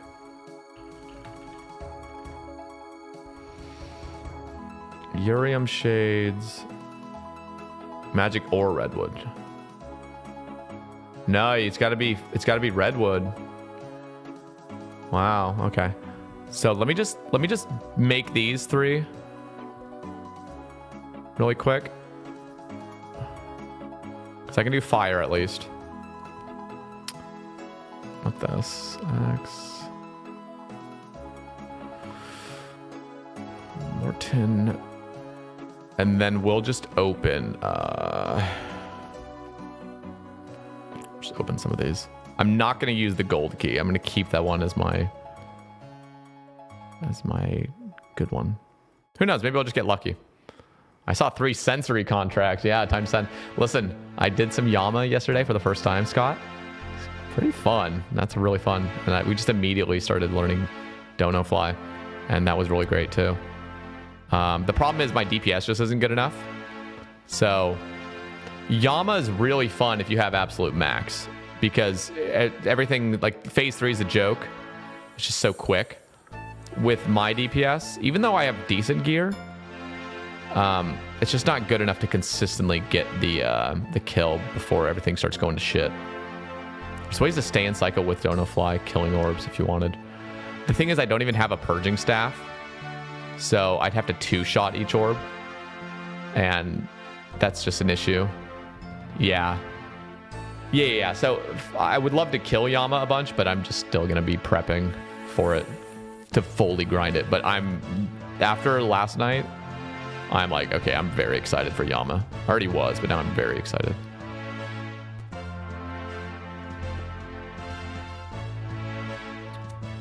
Yeah. Oh, GZ, dude. I went in. I was in your stream. And I GZ'd you, but I think you were distracted. But that's crazy, man. You already have fucking Radiant Oathplate. Fucking huge. Okay, give me a gold key.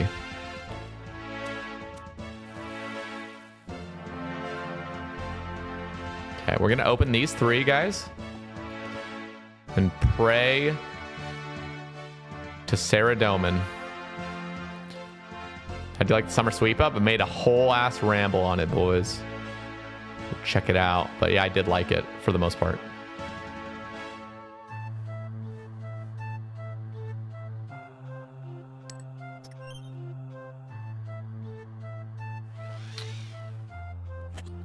Good luck, good luck. Okay, if we get an Amulet of the Damned right here, I'll be very happy. What is the Amulet of the Damned rate?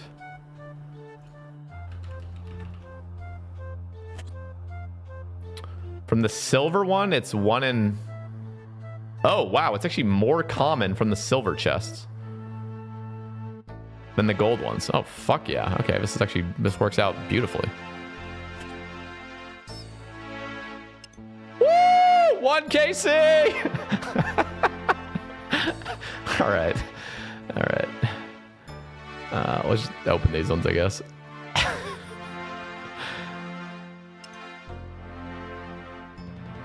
Silver red? Is it crimson? What is this? Bro, why is there crimson and red? Like, what are they doing? Let's get one more. Woo! This was the dumbest game, dude. All right. Well, that was a nice relief. Okay. That was really nice. Thank you, Jamflex. Occasionally lucky. Occasionally lucky, boys. Why did I just bank everything again? What the fuck? Yeah. Just got 2 of them.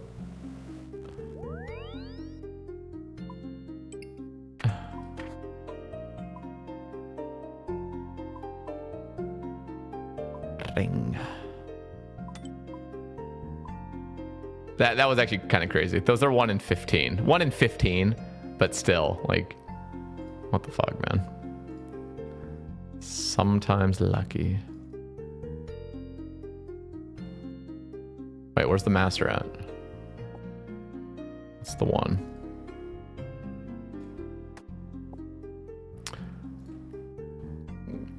I can't make the stash unit yet. I mean, I could, but I'd have to stew boost for it. I have to buy a gold leaf, so it's fine.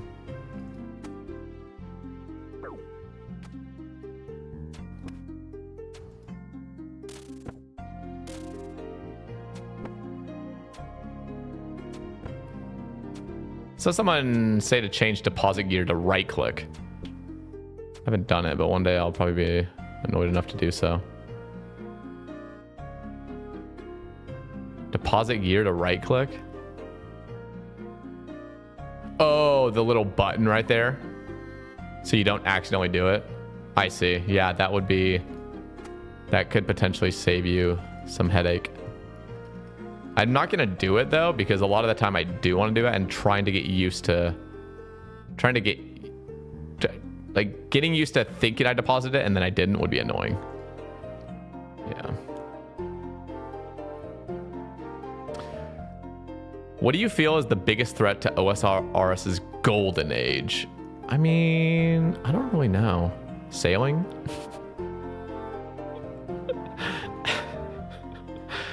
Or can I say that? Am I canceled yet by everybody?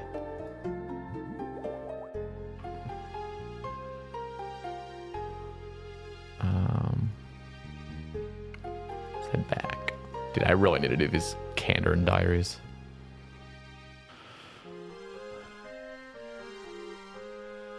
I mean, really, I don't even think that's controversial. It is a potential threat. Is it going to destroy the golden age? No, but could it potentially? I guess that's the biggest update. So it's just whatever's the biggest update coming out. Old man Ral.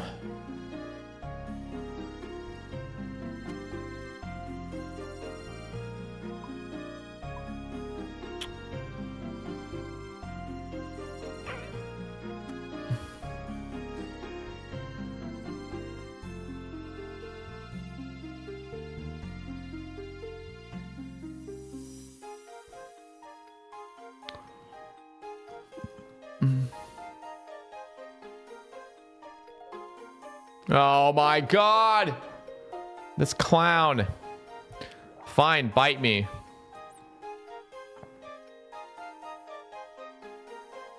Suck me.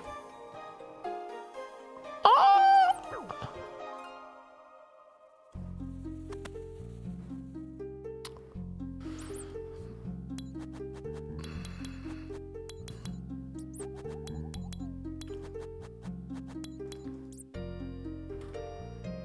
Please.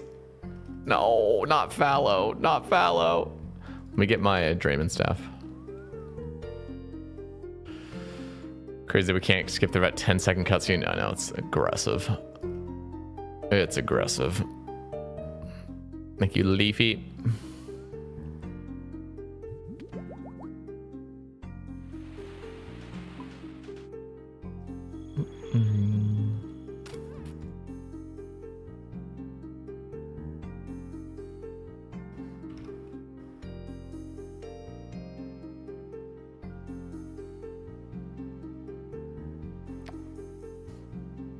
The game plan for today.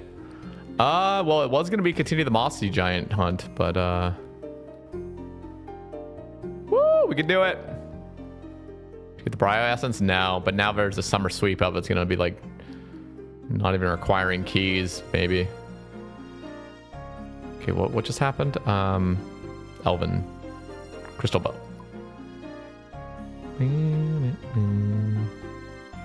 How we doing, Atipia? How's life?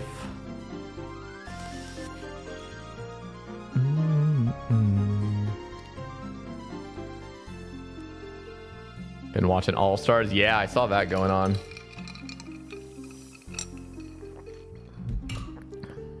Rip everyone else's viewers.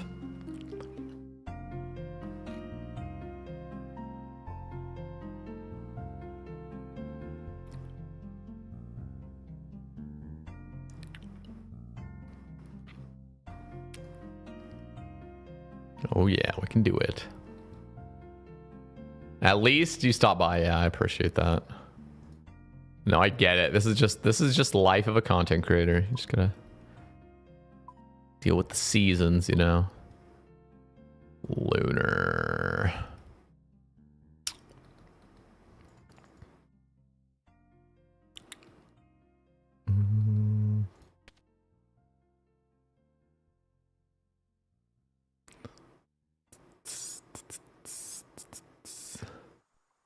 Would you try grind out Zammy Fullhelm for Master Exclusive? I already have it.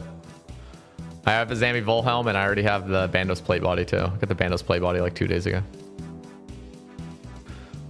And the Black Dragon mask. 2 Black Dragon masks. I'm pretty sure I have 2 Zammy Fullhelms too. No, I think I just got 1 actually.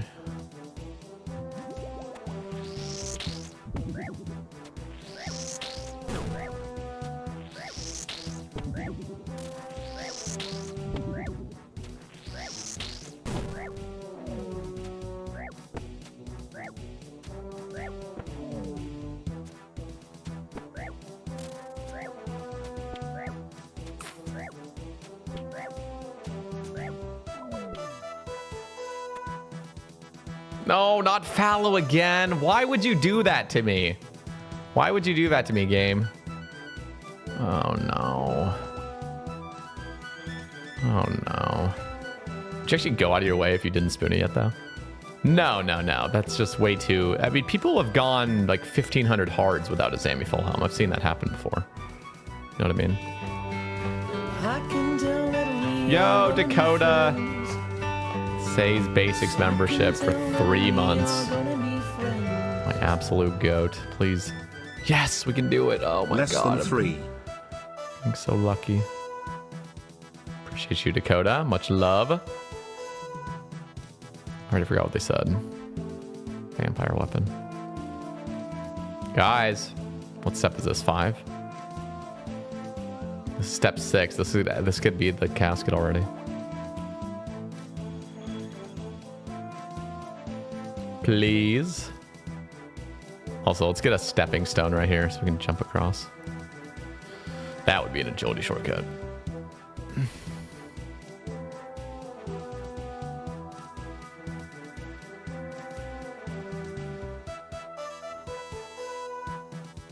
1 key and you got the amulet. Bro, I got, in 3 keys, I got 2 amulets.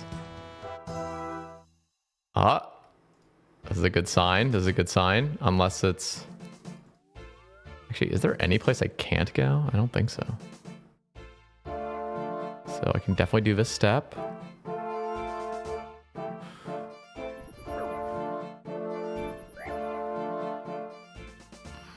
Mauritania.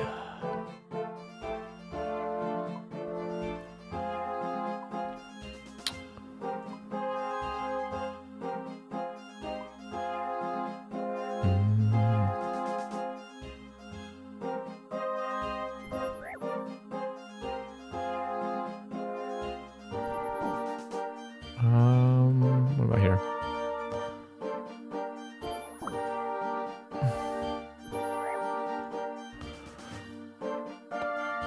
Let's see Alcarid Mine. That's what I'm guessing. What's the tech with orbing twice in the same area? I don't know. Just kind of see what direction it is. If you step even 1 tile, it can help you know.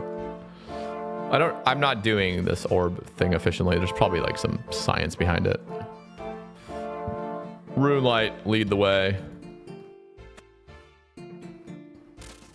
All right, everybody, this might be the casket. If we get fucked over on this step 8, I'm gonna actually lose my mind.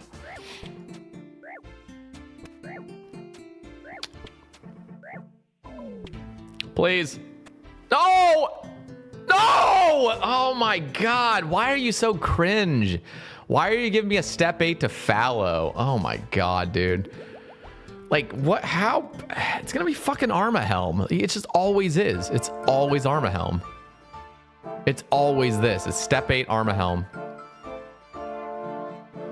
Oh, God. Please. Please. God. Don't do this to me. Don't.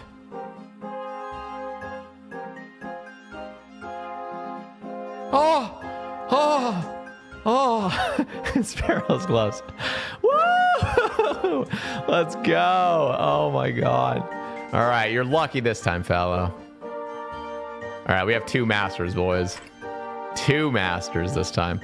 Now, before I even do this, I'm sick and tired of seeing these clues I can't do. So I am genuinely going to alch them so I don't have to look at them and get stressed out repeatedly about them. You guys got that? I just don't want to do them.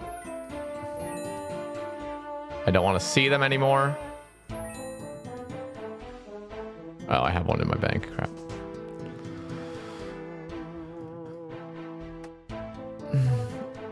And I'm going to make money from them. What was this one again? Yeah, I don't have Huey hide fan braces yet. And I'm not going to go grind out 36 solo Hueys right now. What was this one again? Bryophyta, yeah, fuck that. Not yet. We're done, boys. Done with that bullshit. Okay, let's start a prediction. Where's the prediction at?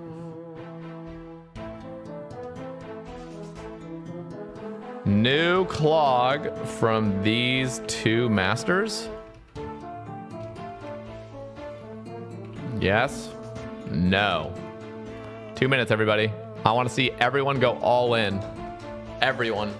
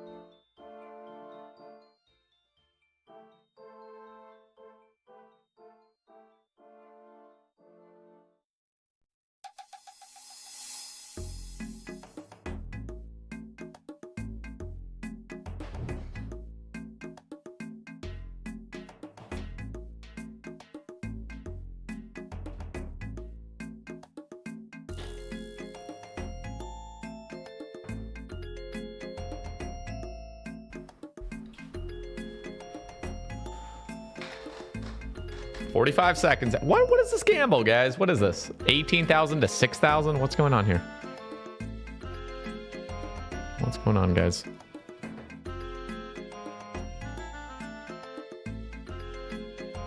Refresh screen and saw your summer cleanup in the vid. What is the except this? There's actually multiple things. I just wanted to make the title debate a little bit, you know?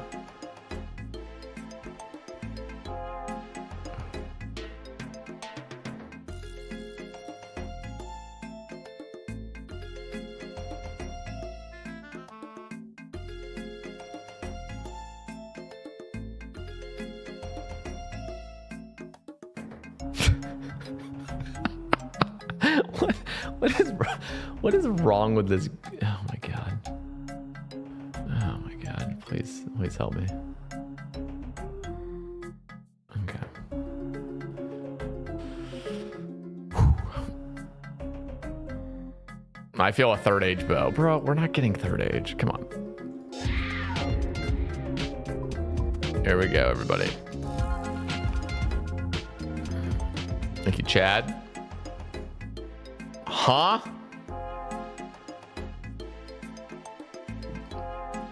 That's cursed. That's cursed. Well done, doubters. That was bad. 10 masters. Nothing to show for it. That was horrible. Okay. Go harvest this oak really quick.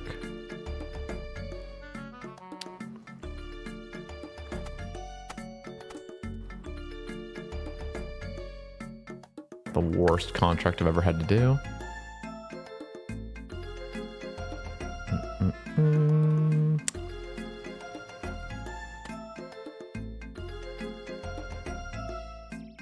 Plant this bad boy.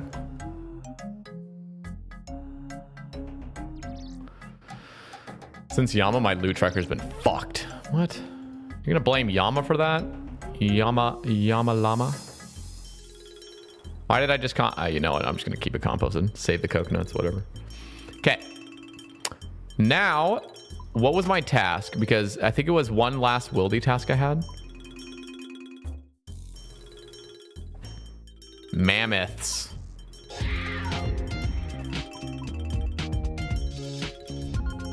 So let's go do this last wildy task, and then we're moving on to Hueycoatl. We're done with wildy boys. I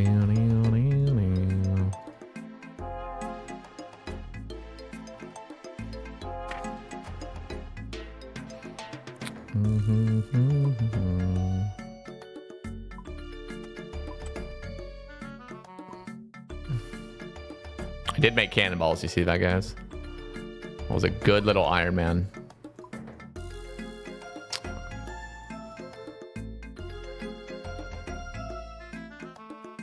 Go.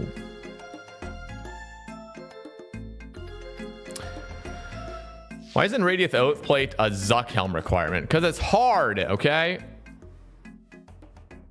How does that make you feel? Have you seen about the whole Project Xanar's being indefinitely paused situation that the JMods won't respond to? I did. I saw. Right, I heard about that.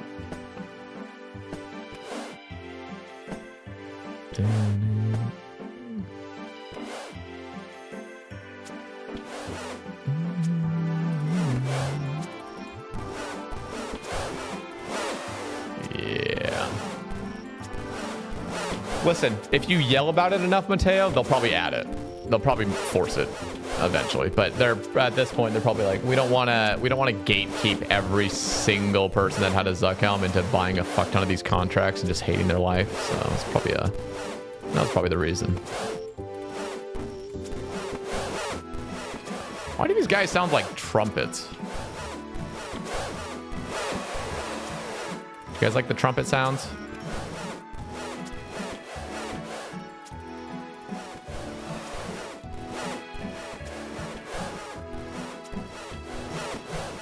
I'm really excited to go back to Hueycoatl. Oh, okay, listen. This is what I want. I want a greater demon task.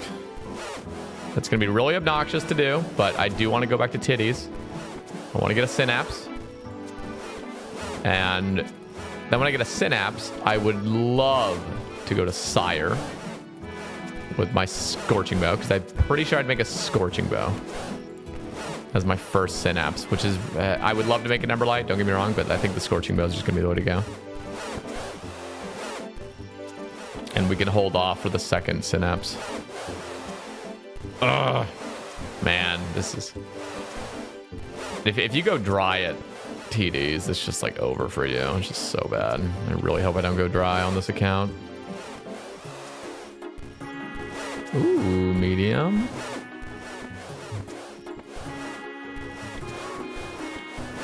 Sire is bugged right now. What happened? What happened to Sire, guys?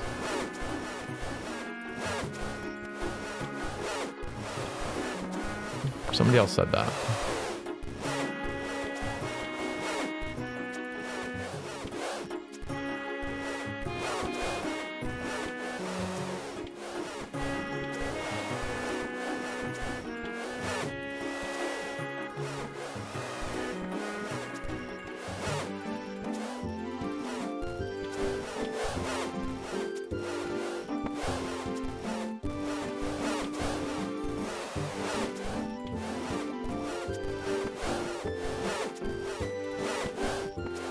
I really want to get a Kraken Tentacle too. Kraken Tentacle would be huge.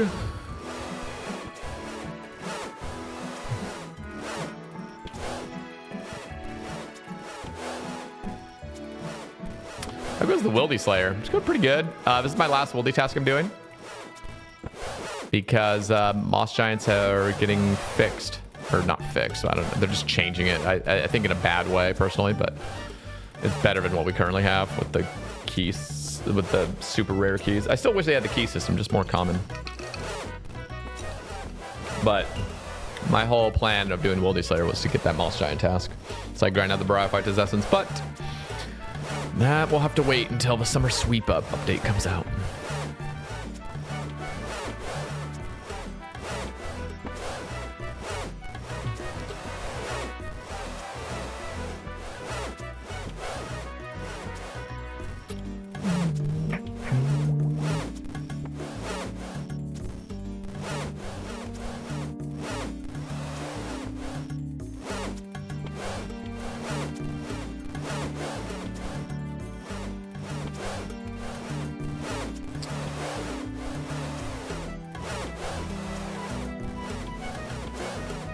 Sort of mad they dropped the massive blog on Deadman All-Stars Day. Yeah, it's definitely a lot. Everyone's kind of watching Deadman All-Stars. A lot going on.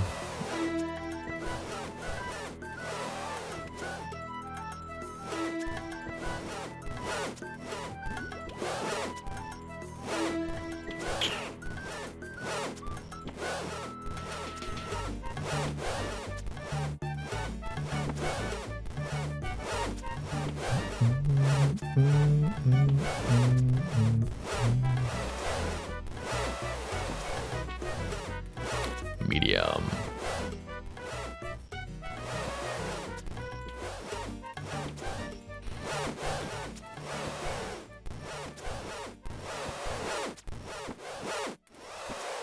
Noob Iron, no longer a true noob though. What happened? Woo! Dude, GZ, man. GZ. Let's fucking go. Such a good feeling. That is honestly like getting an Infernal Cape, just like, oh. You no longer have to just walk around with the Fire Cape all day, always just being like, oh, it'd be really good to get an Infernal Cape.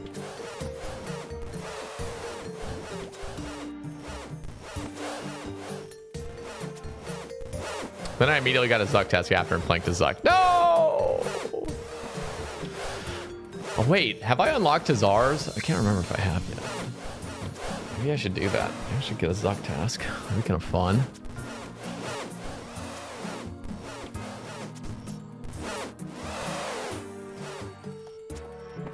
Maybe I should wait, though. Because it would be better off with like amethyst darts at least. I don't even have enough rune darts to send a run.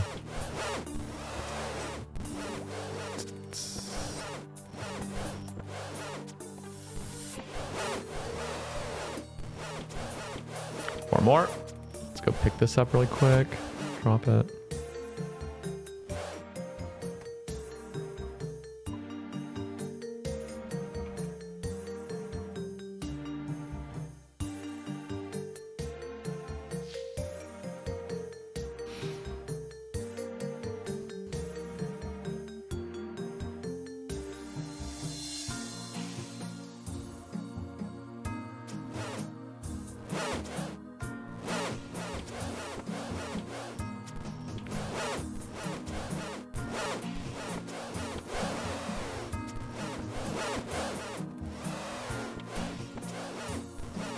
Alrighty. Did it. Did it.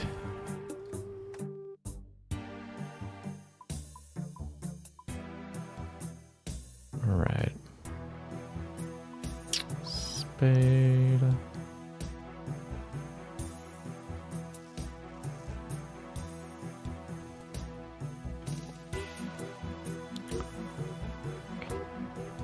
Oh, all right. What task do you guys think we're gonna get from Hueycoatl?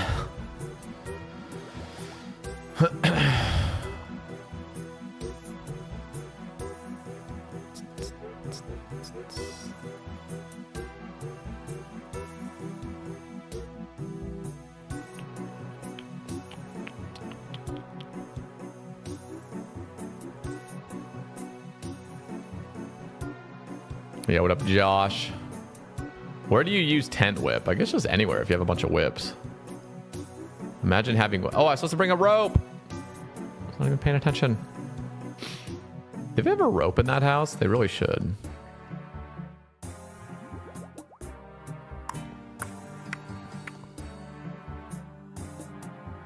Brings the rope. Oh god, I only have one more rope. Actually... not anymore.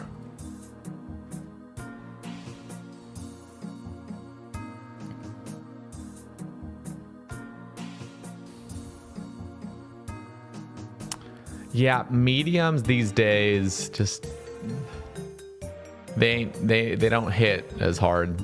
After you get ranger boots, I mean rangers and manacles really are a dream, but I already have dragon boots now. What up, Wizard of Elysian? How we doing, King? Yeah, mediums just... I still do them, because I still would want the... I still like the master chance, obviously. But, yeah, after getting rangers now, they just don't feel as good.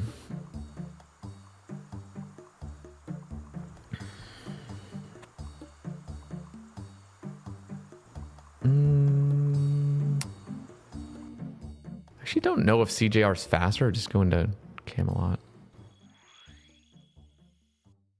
Probably this. AFK while I work. We vibe and nice. Noise. They need a stepping stone, guys. I already said that earlier. Give me. Let us jump on these little water lilies.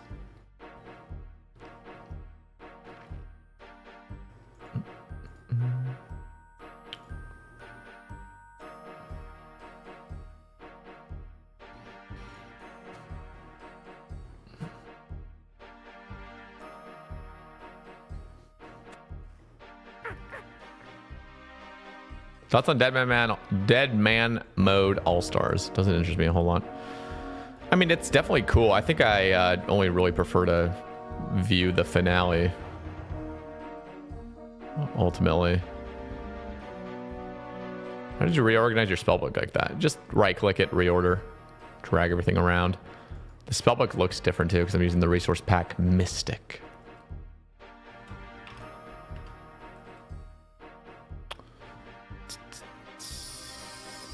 Boots.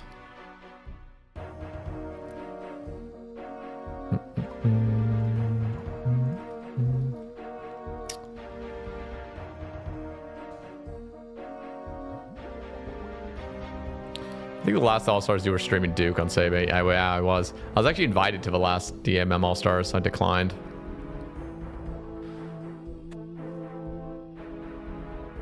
Rip. Let's run. No, I'm not actually gonna run. This is slow.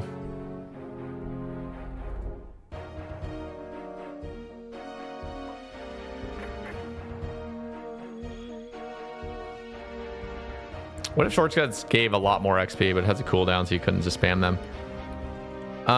Don't even give them a cooldown. Just give them more XP. Like, you could literally give a shortcut like, you know, 50 agility XP. It's not the end of the world. Even if you were to go over and over and over it. I'm pretty sure something like 50 XP, even if it was like a, what is that, 5-tick obstacle? I mean, that only ends up being 60k XP an hour doing it. Well, I guess that's kind of OP.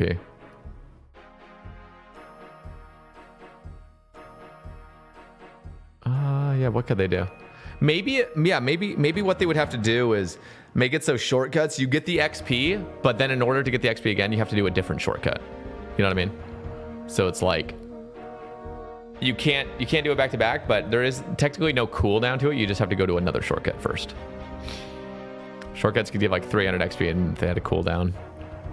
Yeah, I mean, you actually do got a point there. I just feel like the arbitrariness of it is a bit weird. But you do have a point. That'd be kind of nice.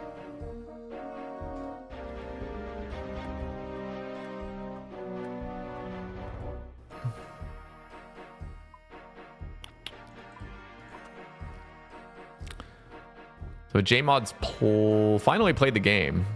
That's how I see this last blog post, yeah. Yeah, some good stuff. Good stuff in it.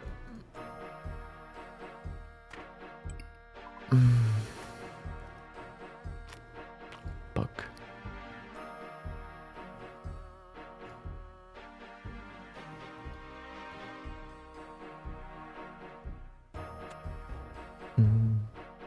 Jara.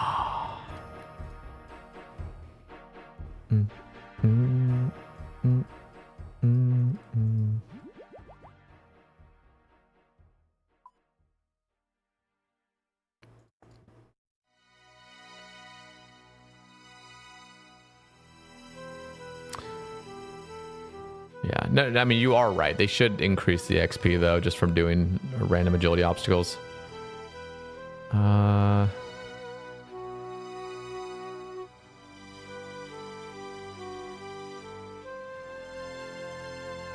The worst are like the ones where you get 0 from it. That's the weird thing. Or 1, you know, just like really 1. Oh, wait, let's go here.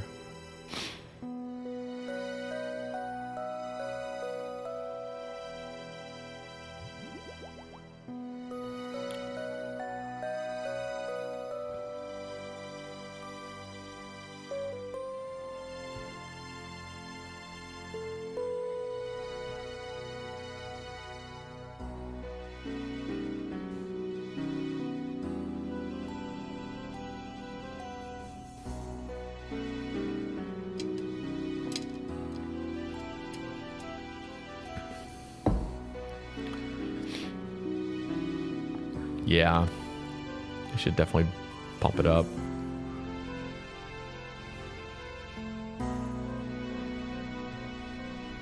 Okay, 2 mediums, boys.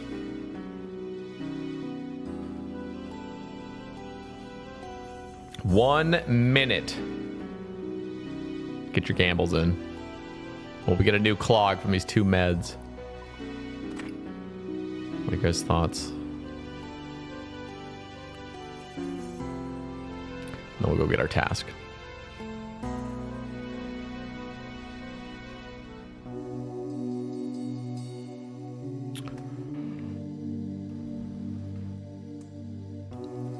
The Barrow shortcut is 40k, right? Just to balance how long it takes. Barrow shortcut. Wait, what's the Barrow shortcut?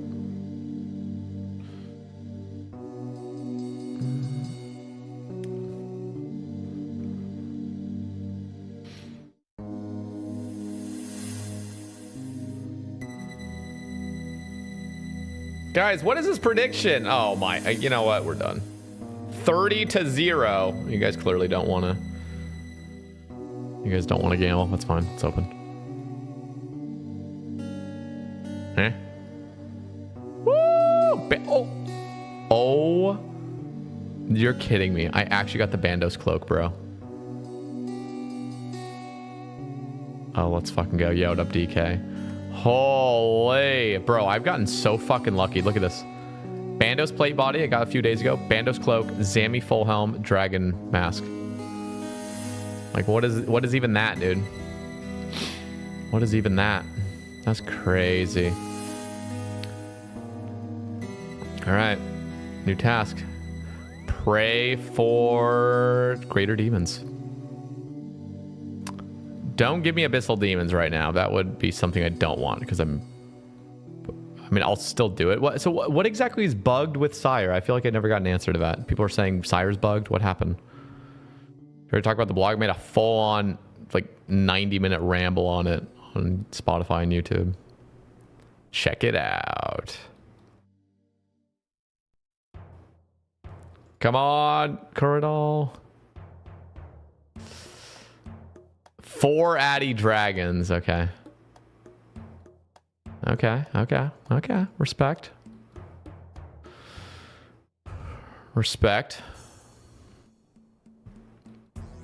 Dun, dun, dun, dun. Void Waker.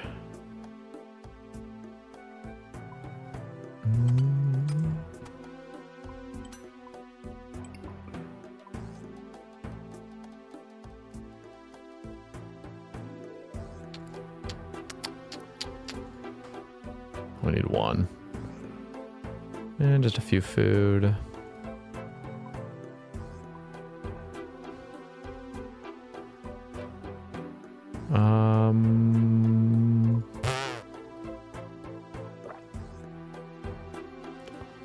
Looks good to me.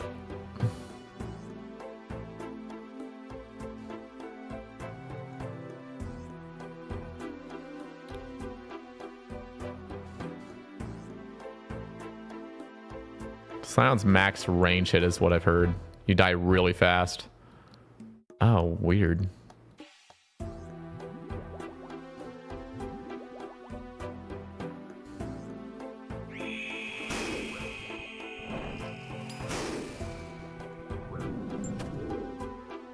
My little stabby boy.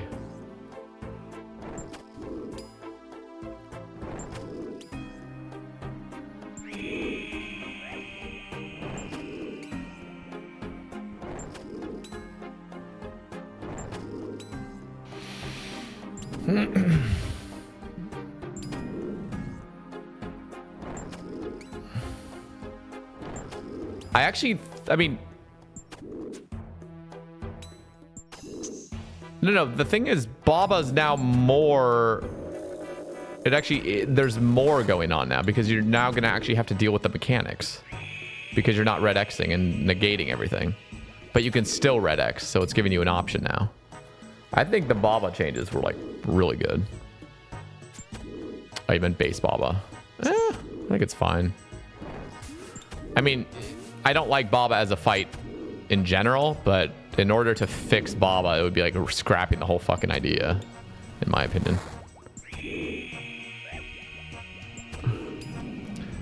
People are gonna still red X no matter what, yeah. I mean, you do lose DPS though.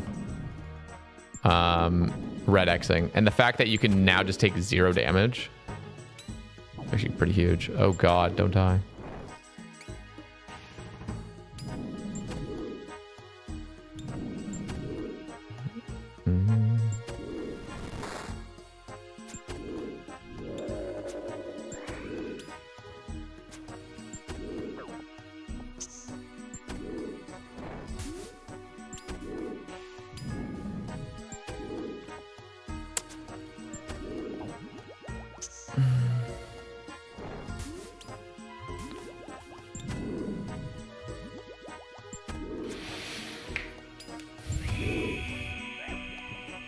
Face taking a boss with no prayer switch is kind of bland. I don't think so. I like it. And you're going to have to still run to the boulders. You still get fucking one banged by the boulders. There's still more going on. I don't think everything needs to be switch to range prayer, switch to melee prayer, switch to this prayer. I think it's fine. Are you gaming on this Friday morning? I am, Pilvuk. I am. It's true. I am. Just had a fat roast beef and French fry po' boy, and life is good. Oh god, that sounds amazing.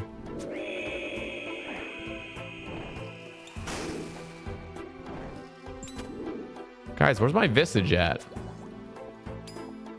I would love the what's it called? Is this one the slice? Maybe the dragon slice. What's the agenda for this Friday's gamingings?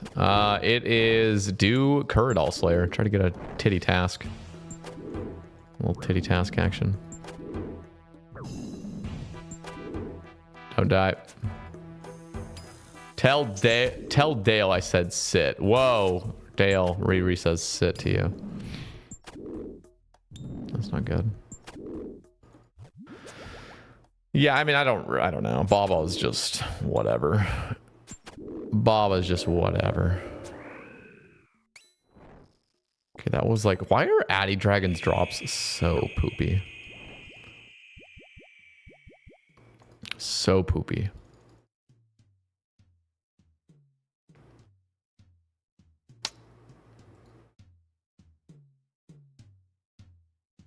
Oh, he hits the log back in though. What up, Nicholas?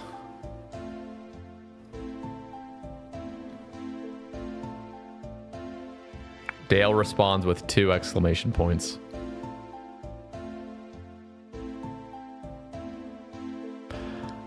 I hate that vampires don't have a 5x multiplier on blood shards. This would be one of the most goated tasks. They need to fucking do that. I actually have to kill these vampires. Gotta do it, boys. And real talk. I mean, I really should. No, I'm not gonna slaughter it. I'm just gonna use my Barrow's gloves. Get my DPS that way. Now, here's a question: can Voidwaker hit through? Voidwaker's a guaranteed hit, but it can't hit vampires, right? Has anyone tested that? Try it. I don't think it works. Empty. Only one way to find out. Yeah, asking you guys. I'll try it. Fuck it. Fuck it. These.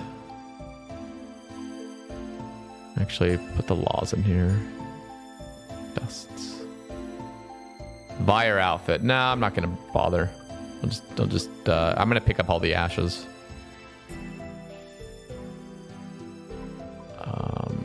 Pound.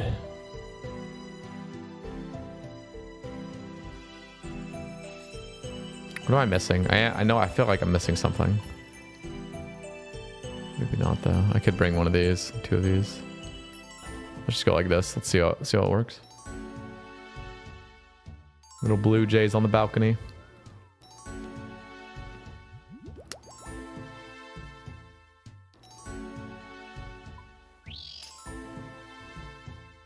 All right, Voidwaker, go. I hate this game. Fucking bullshit. That should 100% you should be able to hit. Well, at least I'm on task, so I'm gonna get that nice little task bonus, get some Slayer XP. And I need blood shards, actually so bad. I really want to do...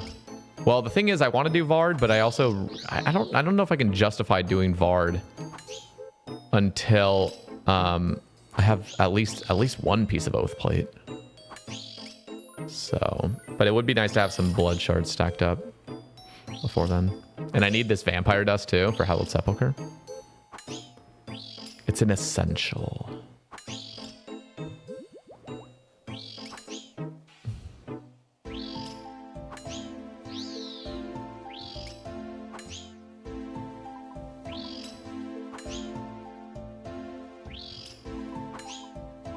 Can't justify using blood shards on anything long term. Vard and Cerb are the places that I am all about. Like those are like the absolute essentials in my books. Do you reckon Squad Cam is ready for Yama? I actually did some Yama yesterday. I did like 9 or 10 KC. And it's not ready. I mean, it could just go rush it, but I don't feel like there's a need to rush it at the moment. Just because I could just make my experience way more pleasant by just holding off and getting an Emberlight, getting a Purging Staff potentially. So, and I have the Bandos already. If I didn't have Bandos, I'd be in much more of like a, oh, I really want this now. But Bandos is fine for the moment. I'll enjoy my Bandos. Yeah, I did learn it last night. Learned a little bit of Yama Mama.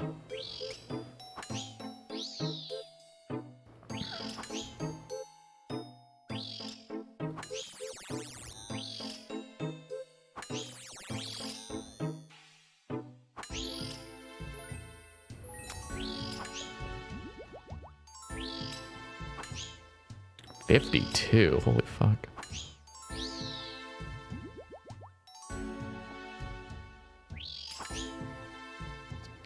Looking forward to the summer sweep ramble. It's out. It is out, my friend.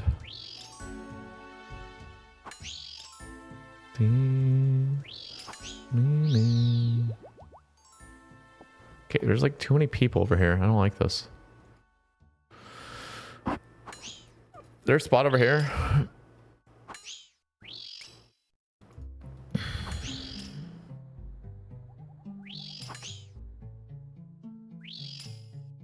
Dragon Hunter wand. Yeah, that I really don't feel like they should make it too common though. Because I feel like it devalues Master Wand massively. If that's the case. And it's also just a really fucking good wand now, you know what I mean?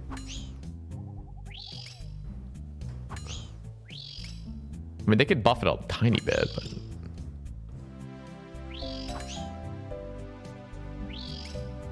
yeah, the wand should stay the same rate in my opinion.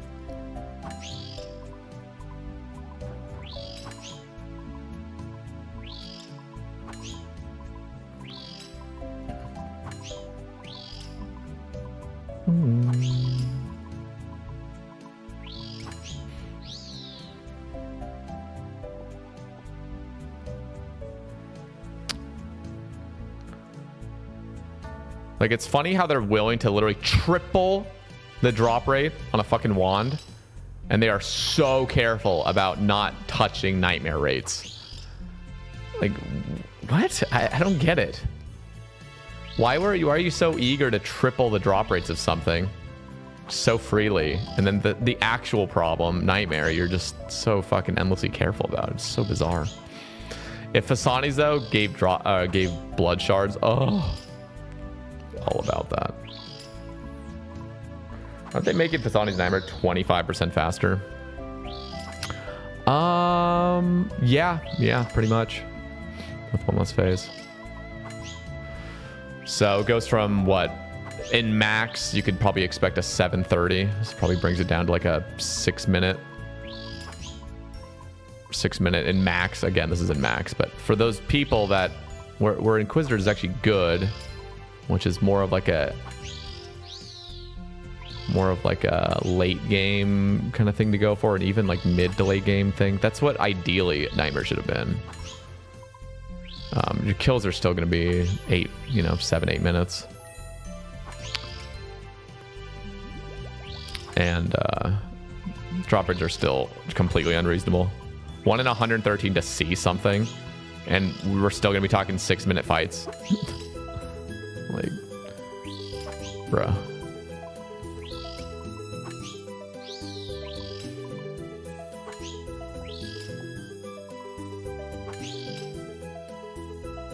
But I'm still happy. Any buff to it is nice, so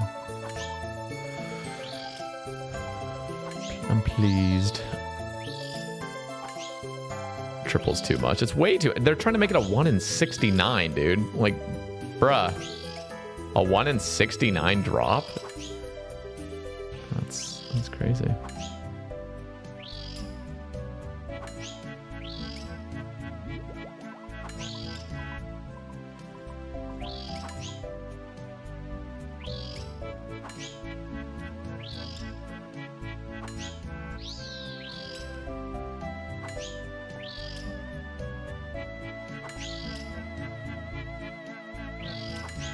Yeah, no, that's exactly what and honestly, I liked the what did you guys think about my take about adding Wrath runes to Huey's drop table? I thought that was a good idea because Dragon Hunter Wand really goes crazy with Wrath runes, and Wrath rune having that 95 RC requirement is kind of ridiculous.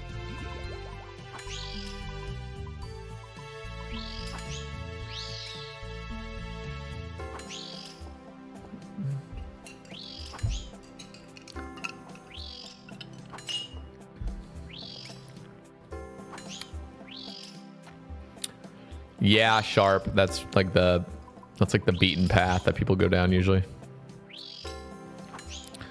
Huey is barely mid game. I don't know about Wrath runes from there. I mean, Vorkath drops Wrath runes. That's pretty mid game.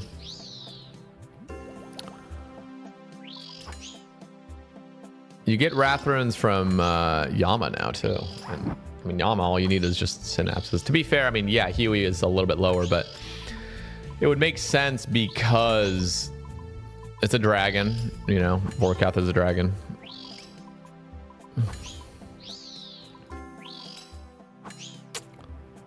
I have like 700 Wrath runes from 250 Vorkath. We need a real source somewhere. Yeah, it's just I think part of the issue is like because Scar Essence exists, it's like as soon as you hit 90 RC, you can do a stew boost and literally make fucking, you know, 50,000 Wrath runes in a matter of like 5 minutes. And before that, you just barely get any at all. So it's just like there's just this big fat leap. And if listen to them, like they're really trying to make it so the wand is like hella common and everybody has it. But the only time the wand's actually going to be fucking good is if you're using surge runes with it, or surge spells. That's the only time it's actually ends up being good.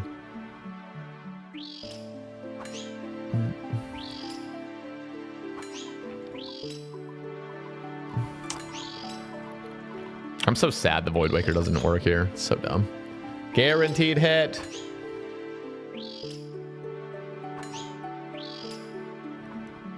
Jiggle blocks.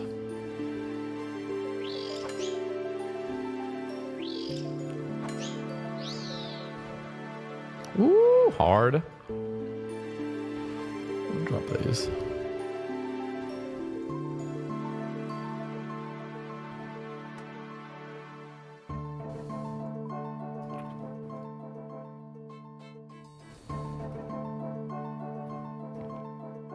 Bring 3 prayer pots.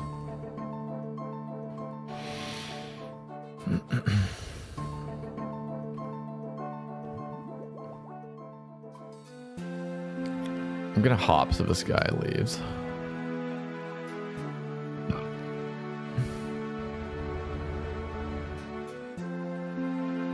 What?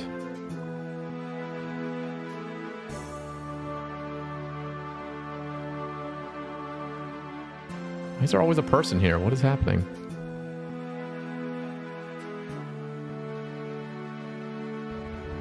Bro, what is happening? How is there always a person right here?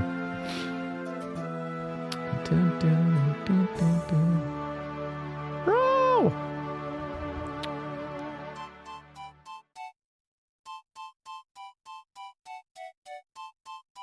Hello? Are these all bots? These gotta be bots.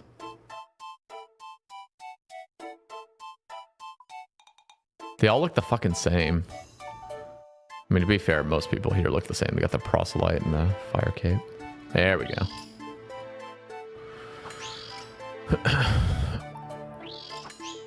Its main alt's farming GP, yeah. Clearly.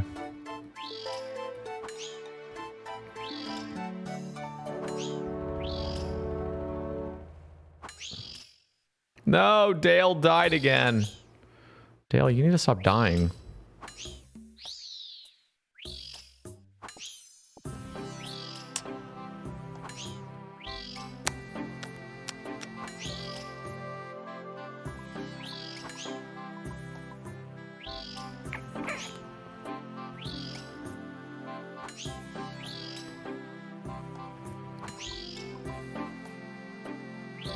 They love my bones, yeah.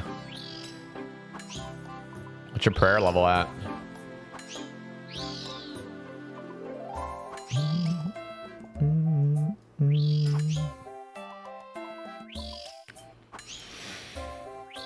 Oh, yeah. Oh, yeah. Yeah. I don't know. I really do wish the blood shard was more common on a vampire task. This would be phenomenal. It's like the one place where that's... I mean, they did it with Revs. Done it with some of the Mount Carul monsters, which that was a mistake. 1 in 10,000 Dragon Harpoon is like the most bizarre thing they've ever done. But here would be a great place to have a 1 in 300 blood shard.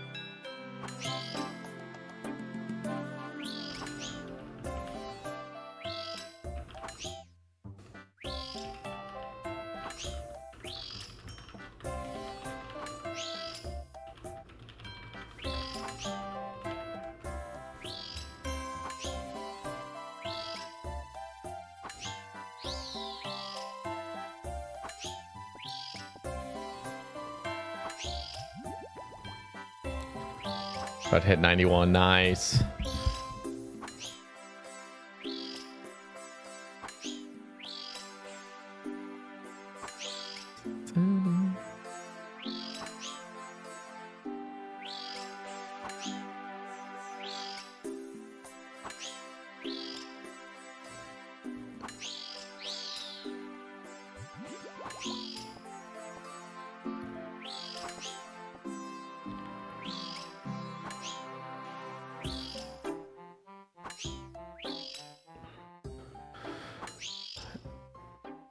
Surely the blood shard situation gets at least partially addressed with the vampire quest finale. Oh, it will. It has to be. That's probably what they're waiting for. At least that's what I hope. But man, Fasanis dropping blood shards. Oh, it would actually be encouraging to go to Fasanis because of that alone, and then occasionally pull some Inquisitors pieces, some other uniques. That'd be amazing.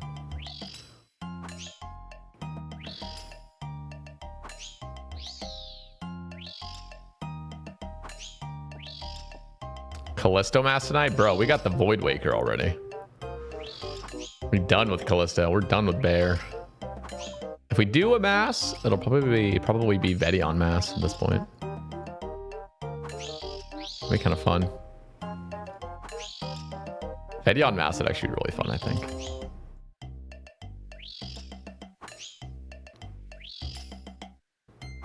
I think the only massing that really sucks is Venenatus. Although we still could do it. Could still do that. I do need the Web Weaver upgrade. Bad.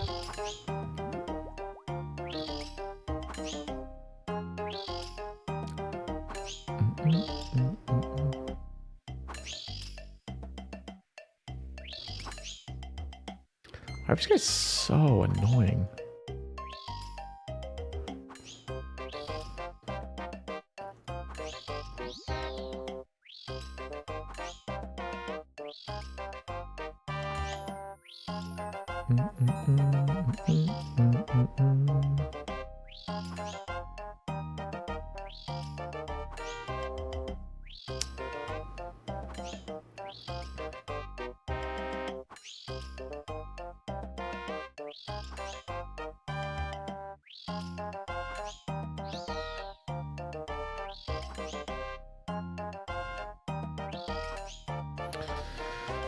I'm still really wanting them to come out with some sort of vampire crossbow, you know, because we have this flail. It's like the only thing you can kill these with.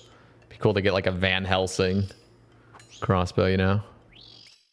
That'd be dope. Oh, this guy thinks he can take over my world. That's right, hop.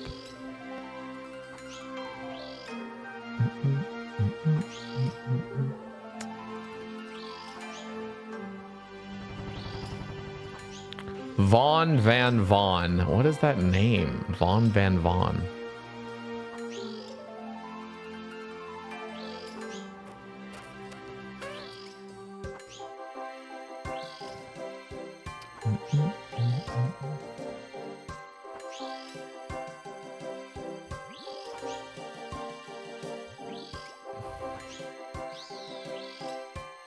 Ooh, let's get to 78 attack. Actually, I just realized how close I am.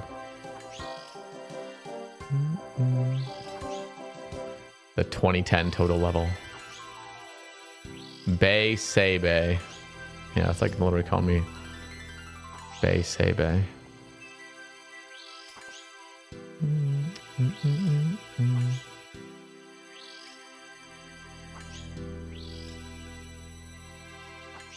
Who's gonna GZ me?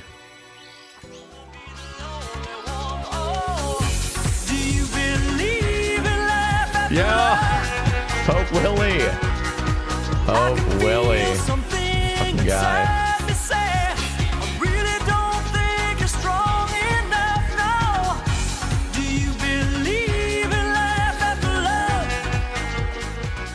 What a generous man. Hope Willie gifted 5 subs.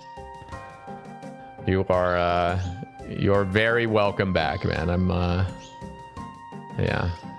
And I accept your apology fully. You know what? You know what, guys? I'm not completely, you know, a dictator. I will unban those that, you know, said something and then they're like, you know what? I probably shouldn't have said that. So I appreciate it, man. Thanks for the 5 gift. You really didn't have to do it, but that is huge. You talk shit about his Miata? No.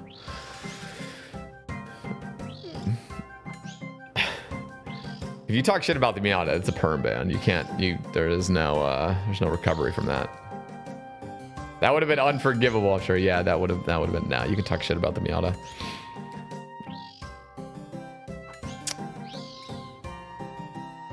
Gimme.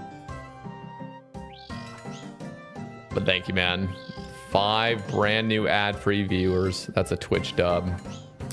Say, how many hearts and elites should I stack till I open them all? I have 20 of each. Honestly, send them. Just open them. It's time to open them, King. Let's go bank really quick.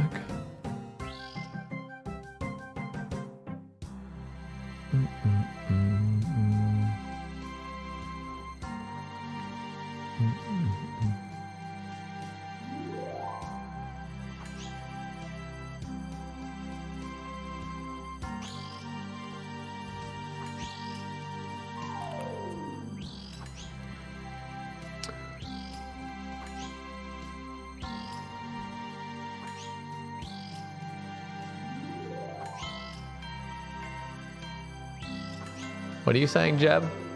I don't know what that is. I mean, it depends on the stacking of the clues. Depends, you know, do you already have everything? Like, is it just a matter of stacking? Because I feel like for me, opening caskets just feels good because there's still some clue uniques I want now rather than waiting. Toyota GR86, Miata competitor. Oh, I do know what you're talking about because that was actually a car I was looking at beforehand. It was too big, but it was cheaper. I think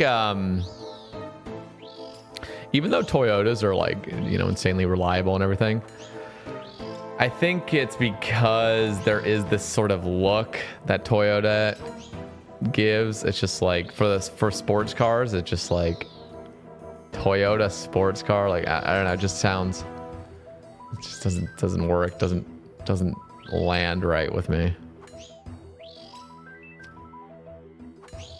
I'm renting a Mitsubishi Mirage. What's that? Let me look it up.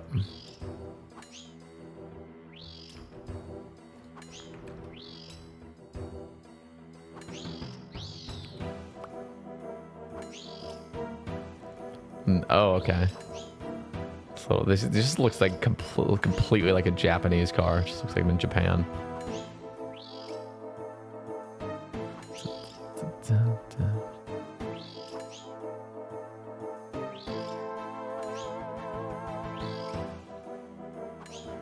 This so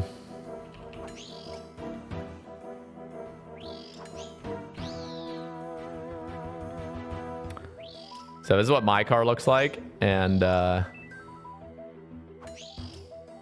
actually not this one, it's the hard top.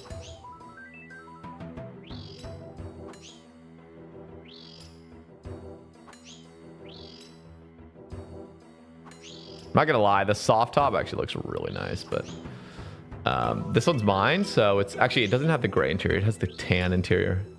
So it's got that tan interior, but it's a hard top. This is what you're looking at right here is the soft top, but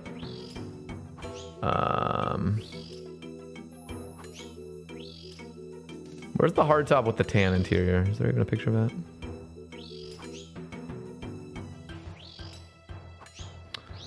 But there is a red one. What's the new red one? Yeah, this one, bro. I saw this in the park. Holy fuck. So it's like the 2025 little red, and oh my god, it looks so fucking slick. It's just got that rich red, and it's like the grass is always greener on the other side. I was definitely told, like, if you're gonna get a sports car, don't get the flashy yellow or the red, because it's picked out by cops easier, you know, if you're gonna go a little faster. And I do like the more simplistic sort of just gray with the tan. It just looks really clean, but it definitely doesn't look as flashy as that red. That red is just beautiful.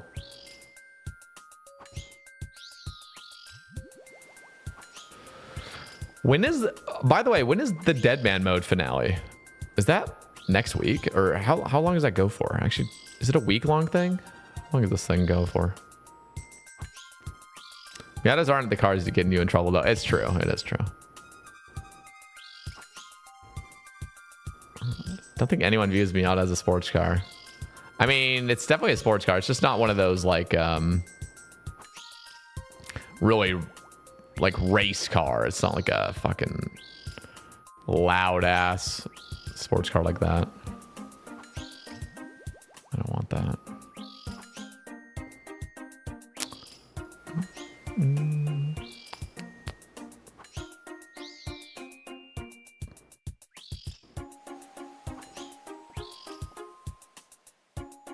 Baby sports car. Yeah, that's like a beginner sports car. Something beautiful about flooring it in a Miata. I'm not just going super quick, but so it's lightweight. It's a ton of fun. You can really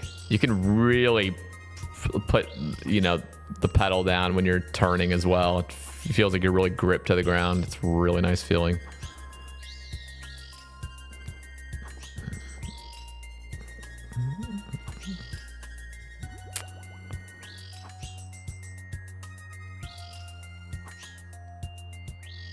Yeah, when is the DMM finale? Hour and a half ramble. I'm about to bust. Oh, it's a fucking beefy one. I think that's like the longest ramble I've had, maybe ever.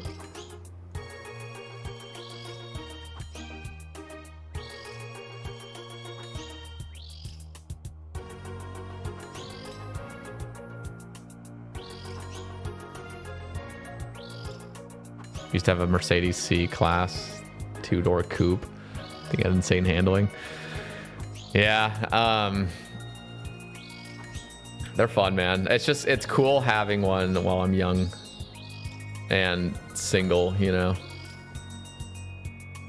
I don't have to fucking, and I don't have any, like, somebody, who was it in my chat that said they sold theirs or something? They had a Miata and they sold it because they have like a dog now, and it's just like not really practical having a dog and then Putting the dog in the Miata, you know.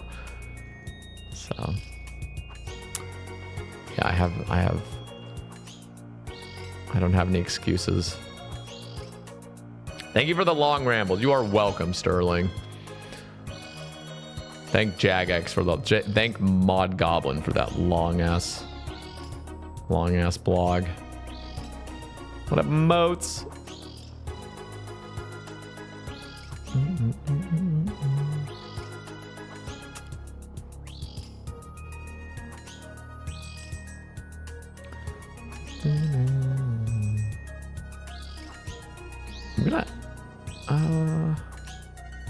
Why is the bark prioritizing? Can we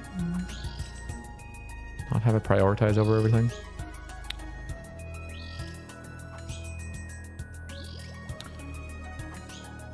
Just get a GR86 if you have a dog. Pretty much same thing with tiny back seats. Yeah. You definitely want some sort of back seat. I think I feel like the only real gripe I have with how small the car is just it doesn't have like the Miata doesn't even have a passenger compartment thing, whatever that thing is called. It only has a back compartment in the center, like just above the center console, and so that's like really the only thing you can store anything. So it does feel a little like you just got that little cupboard, and then you have like a little thing on the center as well, like a little pull-up thing. But it would be nice if there was that additional like just little pull-down passenger compartment thing. I think that alone would just be a nice touch to it. A little bit more space to hold things.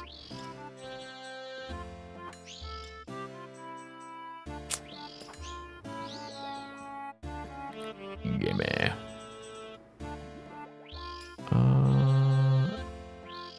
Dust. All this dust. Oh wait, I should have picked up the hard clue. All this dust is nice. It's a sepulcher dust, boys.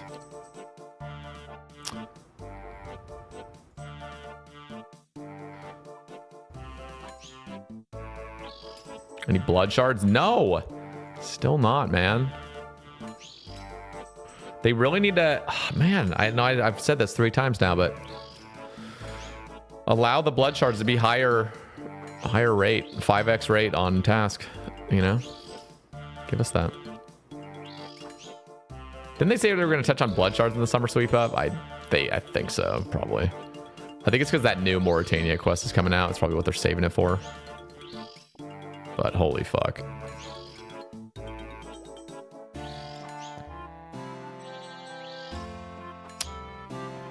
Ooh, so close to 87. I really, really want a trident. Really want that bad boy. I'm not even going to touch the normal trident.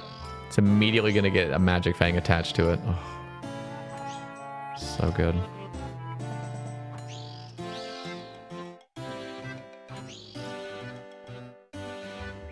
Do you get much snow in your part of Oregon? No. We get maybe one day, not even one day, one morning of snow. That sticks a little bit and then it melts by late afternoon. Hardly ever, like occasionally, like every like 6 years, we'll get like maybe a few days of snow. That's so light. Like this year, I think we had literally one morning where it snowed and you got to see it. It looked all white and nice and then it melted.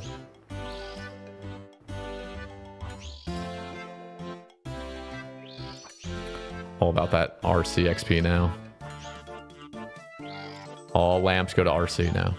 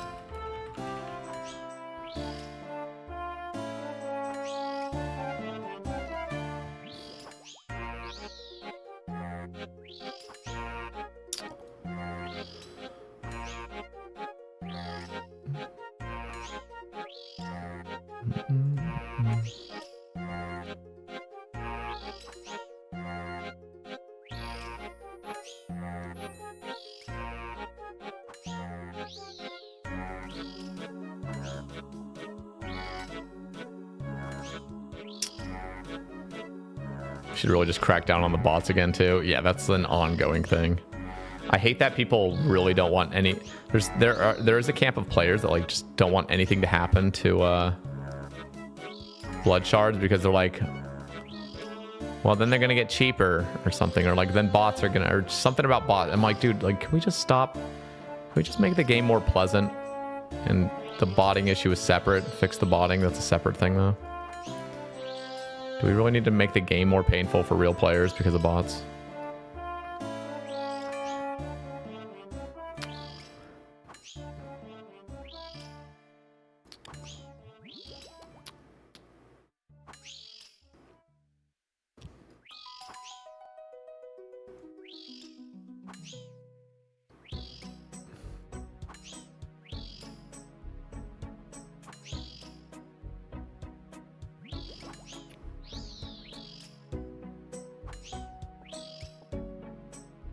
RC, herb till I die. Now I do my herb runs. I have a shit ton of herbs, and I already have 88 herb. This will not be an issue getting to 99. RC, on the other hand, that's an issue. That'll be an issue.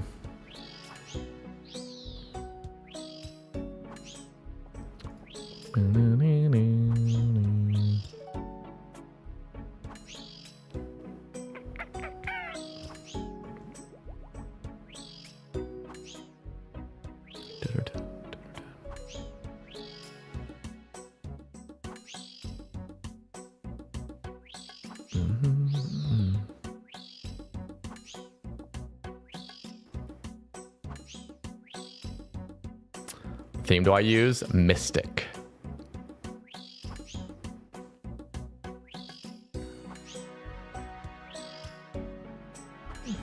I just want to see a blood shard, man.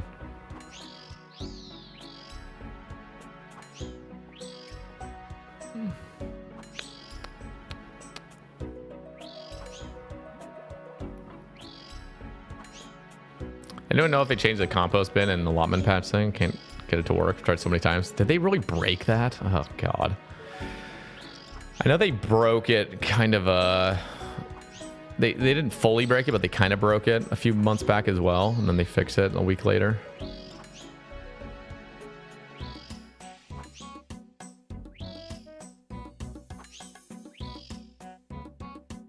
That's tilting. Luckily, I already farmed all my compost I needed. I haven't even noticed it.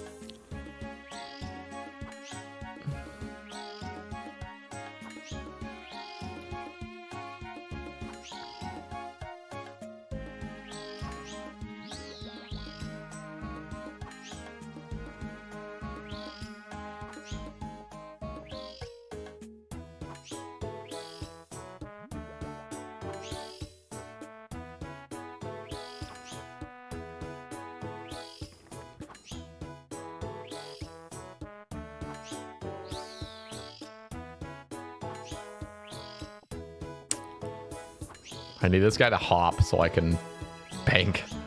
Hop. Thank you. Right. I'll go bank this now. He would have jacked my world.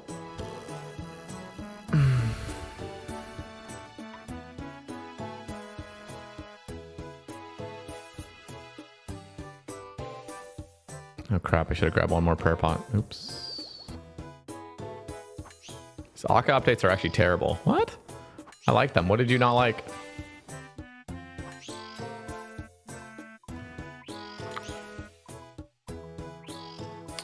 BF? What's BF?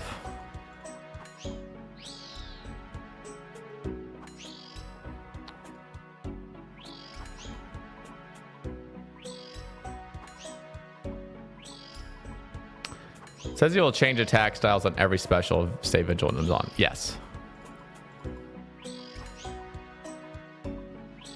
But no, Butterfly's not dead. You just don't have Stay Vigilant on. And one of the other cool things is you can actually mage for longer now. There's only one phase you can't mage now. Because now it's only going to have the protection prayer up of what it's attacking.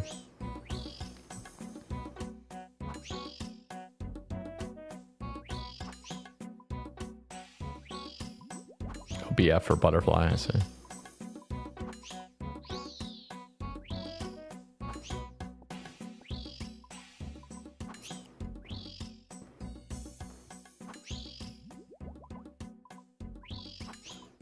In my opinion, they should have kept the Akka overhead things. Thought it was cool and unique.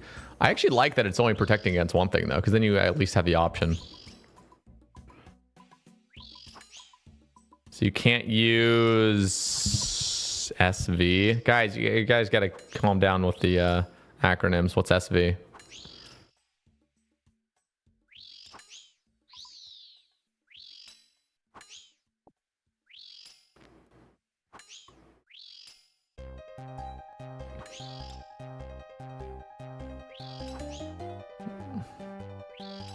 Oh, Stay Vigilant. I mean, you can like listen to this. Like, I mean, yeah, you'll want to turn it off if you're just gonna want to butterfly the whole thing. But you got to keep in mind, like, this change, even with Stay Vigilant on, you run in, you butterfly it first. It'll switch. You can keep maging. It'll be ranging you, and you can actually just stand still and keep maging it. Because it's only going to be protecting range. And then when it switches again, that's when you'll need to range it or melee it. You know, but then it'll immediately switch again. So, like, I don't know. I don't think it's that big of a deal, ultimately. But you could just turn it off.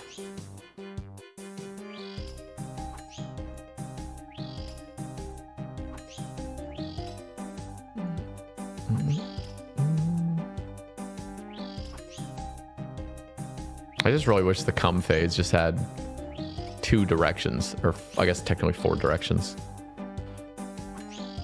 instead of the diagonals. The diagonals should have been like an invocation, because it's honestly the hardest part of Akka.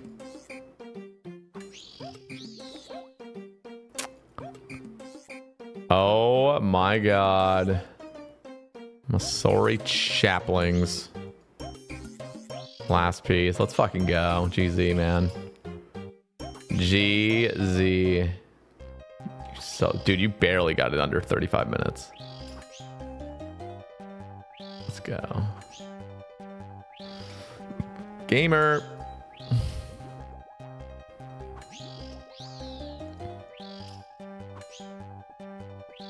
We had the 40-minute timer, I see.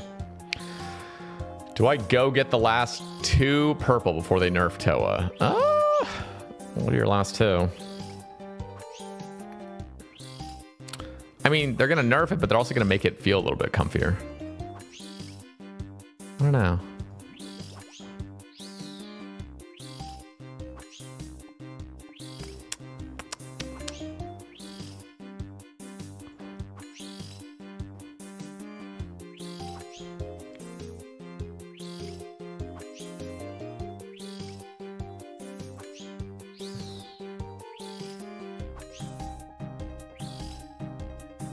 You also mess with my banana 5s. Listen, banana 5s are nice though, because it's a guaranteed one-shot on those baboons. You just fucking blowpipe both of them. Boom, boom, dead. They're both dead. You wasted 4 ticks, but that's great. The worst part ever was like having to deal with those little monkeys, little baboons that would spawn. And then you hit 3 zeros on them with a fang, or just it takes 4 hits for them to die. Just like, Jesus, man. That was always the worst.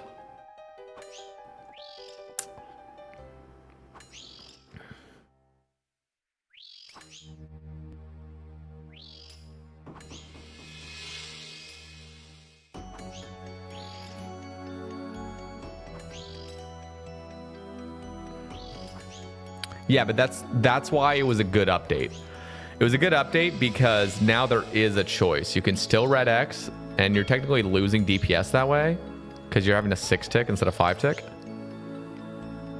But you can engage with the mechanics and fully and have to, you know, run to the pillars, run to the boulders and everything. So I think it's a really good change.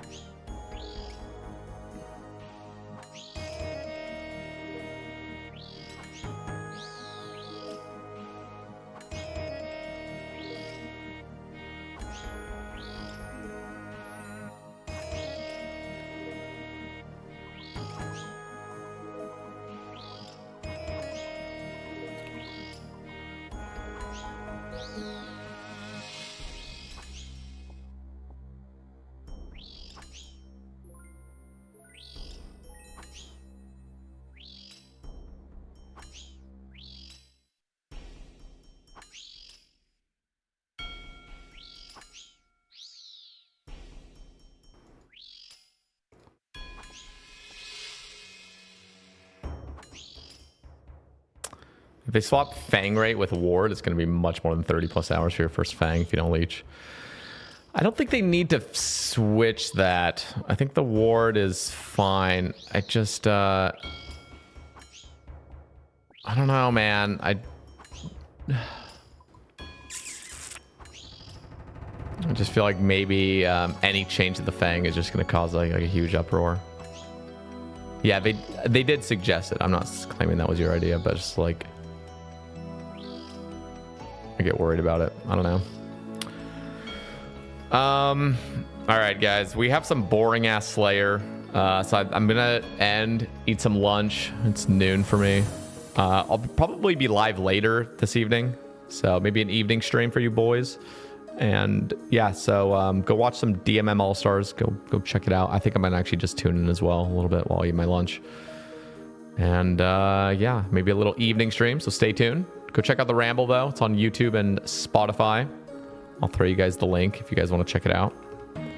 Get all my thoughts. And yeah, thank you all. Peace out. See you guys.